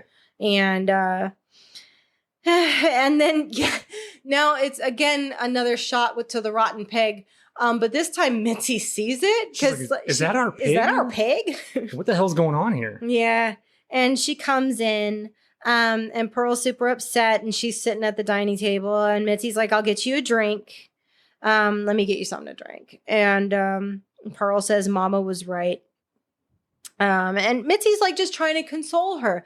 You know, she's like, it was just a dumb old church troupe. Like they don't know what they got. And, yeah, they don't know good dancing when they see it. Yeah. They're just a bunch of old just, buddies. You know, the thing you say as a friend, right? When you know your friend didn't have the outcome they were at this point. For. She is still not explained to Pearl that she got the role. No, and she denies it for quite a while later on because of what she says. Yes. Now I didn't take notes on this entire. I took some notes, but honestly, okay. So this scene right here, this is a testament to like Mia Goth's acting abilities. No, I took some notes, but then I was literally spellbound watching her performance during this because it is a monologue. Yeah. And it's like a piece you audition for. And it's like 3 minutes long. Holy shit. But Pearl basically says, she starts out before all of that, she says that she doesn't feel well. And Mitzi thinks, oh, well, maybe you caught the flu. Yeah, she's like, you didn't catch the flu because I don't need to be going home. I snuck out and my parents are going to kill me if I go home with something. And she says, no, not that. There's something wrong with me, Mitzi. I'm missing something the rest of the world has. Yeah, that's sad. God damn. That kind of gives you a sinking feeling. Oh my it's God. Just like, man, everyone. And I think that it started with the Help Me. Everyone can relate to that at some point in their life. Oh, absolutely. Especially if you're just like suffering with depression and anxiety and shit. Like everybody can relate to that. You know, and they start this role play thing where, you know, she's like, there's so much I want to say, but I don't know how to say it. And Mitzi's like, well, couldn't you tell your husband? Like, he's your husband. Yeah, he loves you. Of course, he loves you. He adores you. Of course, you can tell your husband anything. And she's like, I wouldn't know where to start. And Mitzi's like, well, how about we practice? Pretend I'm Howard. Yep. Talk to me. And boy, was that something that she was not expecting. And she's quiet for a while. And she closes her eyes, right, to like, and then she really does. It's probably the only real genuine thing we ever really see out of Pearl, because most of the time she's either pretending to be someone else or she's in a moment of darkness or whatever. But this is just raw vulnerability.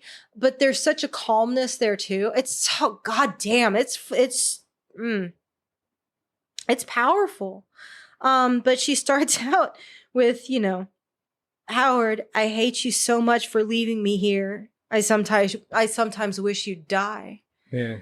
You know, and remember, Mitzi is Howard's sister. Yeah.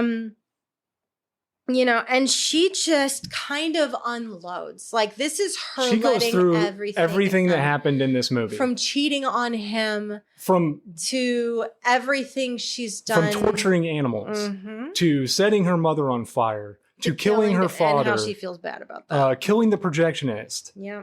She unloads. This is a trauma dump right here. Yeah. But it is done very well. It is,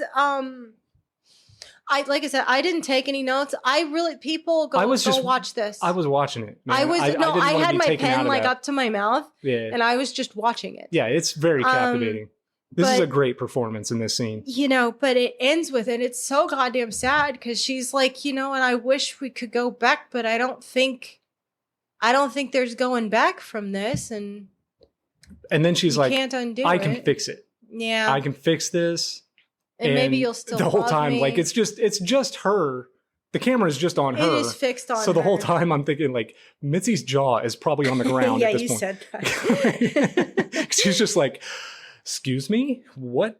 Yeah, but literally go watch this scene. It's astoundingly well crafted from writing to execution. It's well written.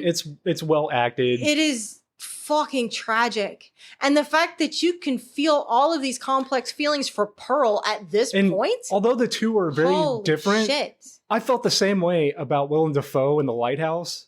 that monologue he gives. Yep. This is on that level. The moment at least he manages to stop farting long enough to give that monologue. Yeah. God damn it, he farted so much in the movie. That is a fucking amazing movie too. But yes, no, there's several different things. It's a different.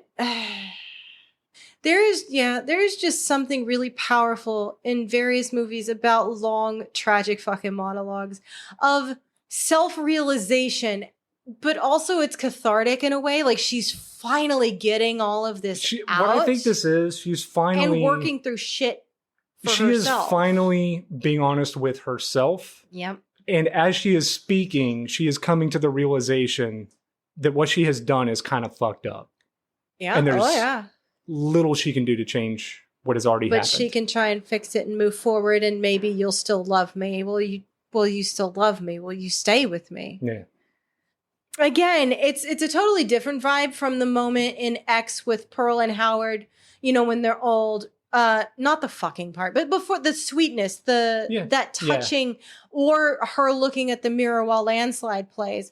There's these moments in these goddamn movies that just hit so goddamn deep, and I'm like, I did not expect. Yeah, both of these films. Well, Pearl was the better film. They are both pretty incredible. It makes me really curious to see what the fuck they do with Maxxxine. Oh yeah, I'm very much looking forward to it. I mean, after watching, I have heard it's the weakest of the three. After watching Just X, I wasn't that impressed overall. Watching them both together gives me more appreciation for X. But Maxxxine takes place during the Richard Ramirez Night Stalker. Oh shit, Night Stalker. So that's going to be a prevalent part of the plot, I'm sure. God, so many women wanted to fuck him. Cool. It was not. Look at his teeth. He had rotten teeth. So Pearl has come to the realization that she is a fucked up person. Well, yeah. So and she has mental problems. Mitzi is, stuck at this table across from this person who has just told her all of, So she's like, I think I better go. And she's like, are you scared of me? Slowly. And she's like, no. No, of course not. And Pearl says, Pearl. I'm happy for you. And she's like, why? Well, you got the part. I'm happy for you. And she's like, no, I didn't. No, I didn't get the part. Yes, you did. They were looking for someone younger and blonder. And I know you did. And then she's finally like, okay, thank you. Yeah, and the problem is Mitzi dares to... she makes the mistake of being genuine and showing a little excitement, Because she's like, it's going to be kind of cool to travel around and dance in different cities, and she has fucking earned that. And Pearl even says the line, well, if it couldn't be me, I'm glad it was you, right? Yeah, except she clearly didn't fucking mean it because she's still got those dead eyes. Yep. And she's going on, I can fix things and this will be our secret. Right? You won't tell anybody. And Mitzi's like, oh no. Yeah, absolutely not. No way. Except when I get to the police. Yeah. So Mitzi goes out on the porch and of course Pearl follows and Mitzi's walking down the thing. She watches her grab an axe and now she's like, okay, she's time to run. A little faster. And this is kind of like a Pepe Le Pew moment where Mitzi's in full stride, but Pearl is just kind of jogging along behind her. Yeah. And well, she's got this power walk going on. She's got a Lizzie Borden power walk. Yeah, very much. And Mitzi trips. And of course, because she's wearing heels. Which it makes sense. She's on a dirt road. Yeah. And Pearl catches up to her. Yeah, God. But what I thought was interesting here, because it's obvious what's going to happen, right? And yes, it does happen. But she gets her, right? She gets her in the back with the axe, and Mitzi screams, but she keeps going. Yeah, she's still going. She gets her a second time, and she keeps going. And you look. The second time she hits the ground. Third time. She gets her twice. Okay. And then eventually she falls. But you can see there is a blood trail going down the dirt path. And Mitzi at this point is pleading with her. And there's blood. She's on her back. Don't do this. Pearl you can still fix this. I'm not going to tell anybody, I swear. And Pearl is just she echoes the words of her mother. Mm-hmm. And she's like, this is no longer about fixing things. This is about making the best of what I have. Yeah. And then axe to the face. Yep. And then she goes back to the basement. Ruth had kind of dragged herself along the other way to try and, because, you know, usually in root cellars, there was like an indoor way in and an outdoor. Yes. And she had like made her way over to the outdoor one, was like halfway up the steps there. And that's where she ended up. And Pearl goes and cuddles up with her. Yeah. And you can hear her mother singing to her in German. Yeah. And so she's and it does a montage. She puts Ruth's arm around her and she's cuddled with her dead mother. And yeah, we were talking about the brush when I brought it up when we were talking about X, and she's like, well, no, while she's hair. singing her the lullaby in German, it's a montage of her cutting up. No, Mitzi. I know, but it starts with the brushing her hair. Oh, it does? Yes, it does, because I wrote it in order. Yeah, yes. It starts with her, but it, you know, she's brushing her mom's hair, but she's been burned, so the skin is coming off, comes and with it, and like clumps. And you can see it hitting the floor, and it's the same brush that Pearl uses in X to brush her hair with, so it's kind of squicky. I wrote cleanup montage. So yeah, you want to go into all the shit she does, because it shows her. This is done too well, by the way, because you know, she's cutting off Mitzi's arms and then her head, and then it shows her tossing Mitzi's head to the alligator. And basically she's just cutting up the bodies. Theta eats a lot of blonde people's heads. Yeah. That's 2 for 2. Yeah. Theta really likes blondes. Yeah. But so she's cutting everybody up and feeding them to Theta, sorry. And that's the end of the montage. Well, I mean, she does that, but she's also cleaning up the house.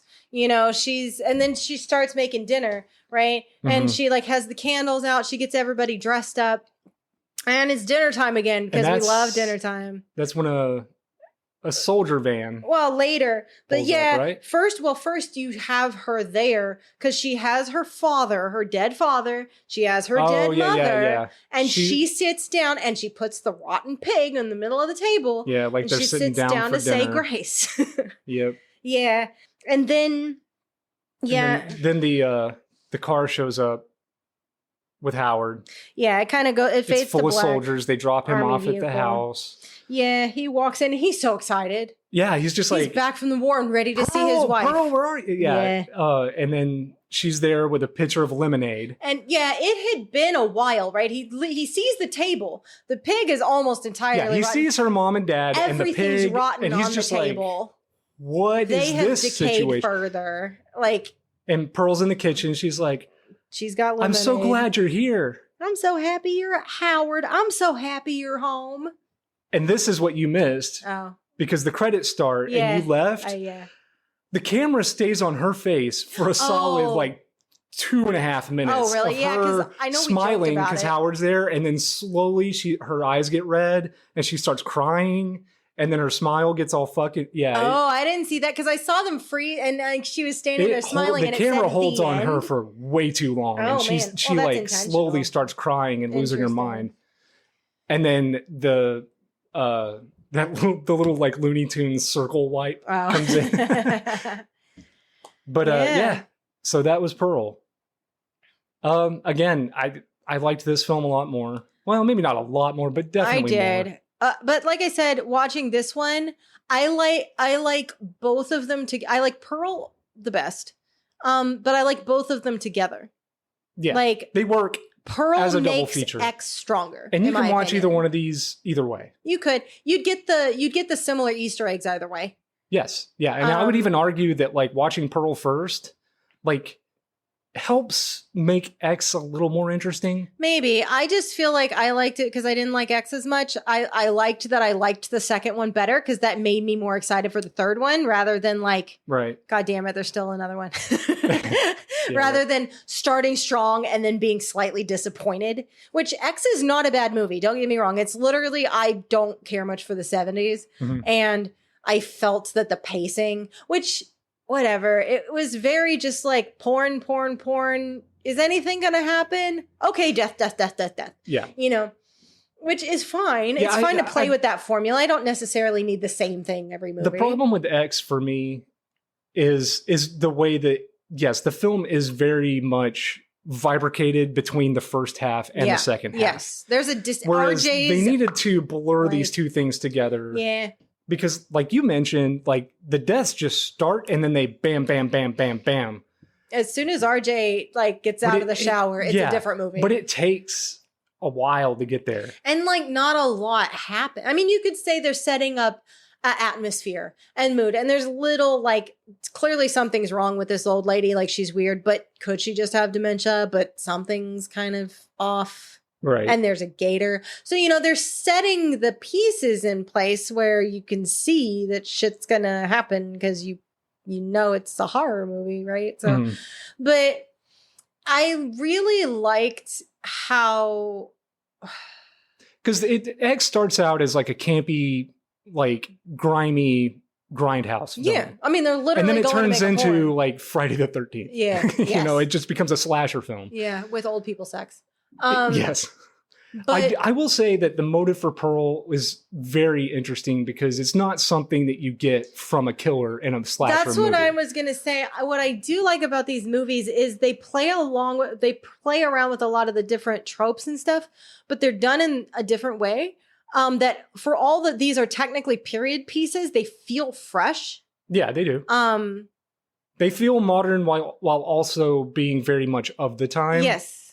Yeah. And like I said, the only complaint that I could say as far as the style goes, like X nailed it. Much like a Panos Cosmatos film with Mandy and Beyond the Black Rainbow. Yeah. Both of those films take place in the early 80s, and it is. The atmosphere is a character in those movies, much like this. Very much so. So X nailed it. I don't think Pearl really did, just because it was set in 1918, and the stylization of the film was definitely more 30s, 40s. Well, not as far as like the technology and stuff like that. All of that. No, I'm just saying accurate. like with it being in color and then it being in Technicolor. Like the film style. Yeah, and all the saturate, like when people are bleeding, like the blood is extremely over exaggerated and saturated. I think that's more just an artistic choice. But I also get it because that movie would not work if it had been in black and white or sepia tone. Extra like kind of it's kind of it would have lost something. Yeah, I really like the stylization of it. Is it necessarily period accurate? No, but you can say that maybe it was like bright and cheery and Technicolor-y because of Pearl's mindset. Yes, and how she viewed the world. Definitely see that. I mean, we see that in X as the screen goes red after she kills RJ, right? Yeah. Like I think a lot of what we see in these movies, even if it's from a third person perspective, like we see Pearl, we still see a lot of the world through how she kind of views it sometimes. Yeah. You know, and that is explored through like the filters and the different things that they add. Right. And anytime that they need to like be period accurate on those, they do cut, like in X when they're filming like all the porn scenes are done in the 8mm style. Yes. And then in Pearl, all of it's done as a celluloid. Yes, very much so. I don't know. Like I said, after I saw X, I was like, all right, I'll watch Pearl. All I know is there's animal torture, so I got to look that up. But it wasn't that bad. It wasn't. No, bad it's not. If you have a problem with animal torture and things like that, I've seen way worse. She does it. You don't see the goose even get killed by the pitchfork. You see a dead fake goose on a pitchfork. Yes, with very, very fake red blood. On it, and it's fine. I think she is really fascinating as a character. I think ultimately she is a tragic character. Yeah. Because she's fighting her own mind, right? Like she has this vision of what her life will be. And when things don't turn out like she thought it would. I want to know what Ty West's motive for this character was. Like, what was the inspiration? Yeah. Because this is a very unique character. Like, we don't see characters like this. And that's why I'm so excited to cover these movies, because this is a modern trilogy that I actually like. So far. Two of the three. And I'm just not big on new films, really. But I have been begging for some kind of new That's the thing. I feel like they really, and I realize these are a couple of years old now, but they really took a lot of risks. I'm glad that they were allowed to make these fucking movies. Because movies like this are very unique. They have a voice and a style very much their own. Like you said, The Lighthouse or, Mandy. Where there's nothing else quite like it. And we don't get that a lot anymore. Even that Color Out of Space adaptation. Oh yeah, was fantastic. I liked that. Yeah, there are definitely hidden gems out there for sure. Yeah, it's just I don't want to slog through all this shit just to find good movies. Yeah. Like I can tell you right now, if they're putting a Ghostbusters movie in theaters, I'm probably not going to enjoy it. Well, if they're most rehashing of the movies... Godzilla for the umpteenth time, I'm probably not going to like it unless it's made by Toho. Yeah. Well, yeah, I liked. We don't need to talk about Godzilla -1. But I'm so tired of just dusting off these tired ass properties and ushering them back into the theaters, trying to get people go to hate watch it and to make YouTube videos because they about can go get a popcorn bucket. Sure. Oh yeah, all of that shit's really weird. Yeah, no, I really like what they did here. I'm glad that they were allowed to make it. I hope it's what Ty West wanted it to be. What would the popcorn bucket for these movies be? Well, the pig for Pearl. You think so? Yeah, rotten pig. Yeah, I can see that. Maybe a severed head. Yeah. Mitzi's head. Yeah, Mitzi's head. Yeah, just do the blondes. You can do Bobby Lynn and then Mitzi. Gatorhead. Yeah. Yeah, no, I really did. I enjoyed these overall. I definitely recommend them. I don't know if they're streaming. Oh, yeah, no. I know fucking Pearl's streaming because the day after I bought it on Blu-ray so we could do this fucking episode. It is on Netflix. You came into my office and you're like, it's going to be on Netflix. Yeah, it's on Netflix currently. God damn it. X, as far as I know, is not streaming without paying for it. Yeah. And Maxxxine, pre-orders for Maxxine's Blu-ray release just happened. I mean, I'll say I got X on Blu-ray for $11.99 on Amazon. So and I think it's worth that. You know, Pearl's the more newer release. Yeah, that I paid more for, but I also got that at Movie Trading Company. I didn't get that on Amazon. Both of these movies came out in 2022. Yeah, well, it's kind of it's a weird kind of segue, but it's like how they film Lord of the Rings. I bet you they filmed them back to back because everything, all the sets are the same. Yeah, I would imagine they filmed. I'm just talking out of my ass because I don't actually know. It would make sense if they filmed Pearl first and then kind of roughed some of the shit up to look older and more dilapidated. Yeah. You know, because with the Lord of the Rings trilogy, they did it back to back to back to back. So it has this continuity through it. And I would imagine with them both coming out the same year, I would imagine. And I could be totally wrong. Tell me if I'm wrong, guys. And the thing is, like, I remember X being in theaters. I saw a trailer for it, and I was like, man, I really want to see that movie. Mm. And then it was on Amazon, whatever, 2 years ago at this point, I guess. I turned it on, I watched it, but I don't remember fuck all about it. I must have fallen asleep or something. Before? Yes. Yeah, it was streaming on Amazon or Hulu, something. And I think you were at work. That's when you still worked at... Don't say where I worked. We are being recorded, my guy. When I worked out of the house, because I work from home now. Yes, the last physical location. Yes, I know where I worked last. Thank you. God. So I think you were at work, and I was just bored. I turned it on. I probably fell asleep. You do that a lot, yeah. But I had never even heard of X. I had heard of Pearl. When I heard of Pearl, I had no idea that it was part of this trilogy. I just thought it was a weird movie about a farm girl. Yeah. I had no idea. I knew it was about some psycho farm girl from long ago. Yes. But, because of the internet, I am now fully aware that this is a trilogy. Yeah.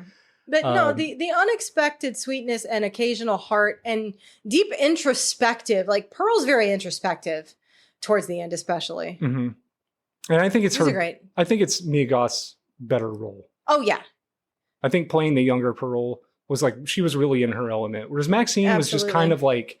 Well, Maxxine just isn't nearly as interesting a character to me as Pearl is. No, not at all. She's just not. Maxxine is just one of those, she's just I don't know, she's kind of apathetic, but she has these dreams of being a star. Yeah. She is doing something about it, but it's the way that she goes about it that you're like, well, I mean... She also wants it all right now. Right. Without putting any work in. For the time period, right now, if there was a young woman out there that was doing porn right now and decided that she wanted to become an actress, she could probably do that. Whereas back then, you didn't get into porn and then move into Hollywood. You know what I mean? Yeah. Except I think that's where they're going with this. So I don't know. Because Maxxine, the third movie, I don't know if she is an actress or if she's a porn star. Well, I mean, I don't know. I think this was her first role, and it's not like it was ever released unless the cops like that found the camera released the movie after the fact. Yeah, that's true. You know? Maybe there is something about that too. Because, I mean, from what I understand, that was her first scene. I believe so. That's why she's trying to tell herself she's a sex symbol. I know nothing about this character. Yeah. Until she shows up in X. We don't know anything about her backstory other than she was a preacher's daughter. Yeah. Or a evangelical preacher's daughter. Yeah. That's it. We don't know anything about her home life. Maybe we'll find out in Maxxxine. Maybe they'll go into that. That would be interesting. Yeah. I still want to know the fucking connection between Pearl and Maxxxine with the whole, like, you know, the you've got a special face just like I used to. And, you know, all of this stuff. I mean, obviously they're played by the same character, but it seems like there's more to it than that. Right. You know, there's something there. I really hope they do explore that and explain it. But yeah, this does so well that just that dichotomy of someone aging out of their spotlight. Yeah. That they never really got. Really missing the limelight, missing the youth, missing being young, spry, full of energy, full of hope. Able to fuck. Full of dreams and all the time in the world to achieve them.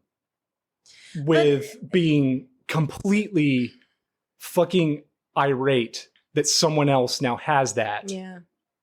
Well, Pearl has always been a jealous person. I mean, she was jealous of Mitzi. Then later she's jealous of Maxxxine. She's jealous of Bobby. She acts as if they took it from her. I know. Well, that's the thing. That's the ego. That's she is owed this. Like everyone in Hollywood, if you're listening right now, know this. Everyone. I know they do. We all get old. Beauty fades. Get into acting and then use that to do more behind the scenes shit. If I ever became an actor, which I'm not, I have no desire to be an actor. I was like, that's not a thing for me. I would make my mill, go learn how to use a fucking camera, how to direct, how to produce, and just do that and then retire. What you always wanted, what you have always said to me is you wanted to be the Flappy Bird guy, which I mean, he got sued. My biggest hero. He lost all his money. But yeah, literally, no one knew who he was for a long time. Nope. Made fucking Flappy Bird and bounced. Yes. The Flappy Bird guy is my biggest hero in the world. He showed up. I know you feel. He made millions of dollars. Yep. Nintendo said stop. He said fine. And he backflipped out of there. And he disappeared. Rich as hell. Yeah. Well, or you could say MySpace Tom, right? Like he did his fucking thing. Doesn't he live on an thing. Island now? Yeah. He said nah. And I mean, God damn it, I miss actual MySpace. Now I'm the one who's sounding old. But, you know, and it all got fucked. But I can't hold it against him. He did his fucking thing. He got his money, and now he is living his goddamn life. He got his money. Good for you, backflip the fuck out of here. You know, he was my friend. Really? Yeah. He was my friend too. Oh, how did you know him? Oh, from MySpace. I knew him from MySpace. Oh my god! Small fucking world. What the fuck? Holy shit! All right. We need to delve into this more, but we should probably wrap this episode up first. So overall, I think yes, Pearl was the better film. Yep. You agree? Yep. X is still a fantastic movie. It was good. I will say this. Knowing what I know now, I kind of wish I'd watched them in the other order. I know you feel that way. I don't. I really do wish I'd watched Pearl first. I don't. I think it would have made X a little better. It would have made a lot of things in X make more sense. Maybe. Because you don't find out some of the things like the whole like shh. Yeah. That shit. Yeah. And like, there's just a lot of Easter eggs between the two. Well, then I don't callbacks and things like that. I would say watch X, then watch Pearl, then go watch X a second time so you can pick up the extra shit. And then see if you like it better. Yeah, you can do that. I give X, I think I gave it a 6.5. You did. Are we assigning ratings? I'm giving it a 6.5 stars. Pearl, I'd do like a solid like 8. It was one of the more enjoyable new Western like media things that I've seen in some time. Yeah. I enjoyed it. Yeah, it was great. I liked it. All right. So I guess we can call that an episode. Yeah, we can. Where can people find you, Jess? I'm Jess Moon. I am at JHL Moon on Twitter and Instagram. And you can find me on Twitter, Instagram, and Facebook, Chad J. Moon. The podcast has an Instagram account. Yep. at the_pretty_little_podcast because that's how they do things, and I don't know why. And we also have a YouTube channel. We do. At youtube.com/ at the Pretty Little Podcast 69420. Very nice. Yeah. Yes. So, and I mean, I know at some point we'll have some audio video shit up there too. Yeah. You know, but all the episodes are up there. Please like, comment, subscribe. Yes, please do. Rate us. Feedback. Let us know, like, if we're doing okay. If there's things you want to change, like, be as brutal as you can if you need to be. I make no promises, but everyone could use feedback. The worst one gets read on air. Oh my God. I'll do that. I don't give a shit. I don't give a fuck. All right, guys. Thanks for listening. Till we see you next time. Bye. Bye.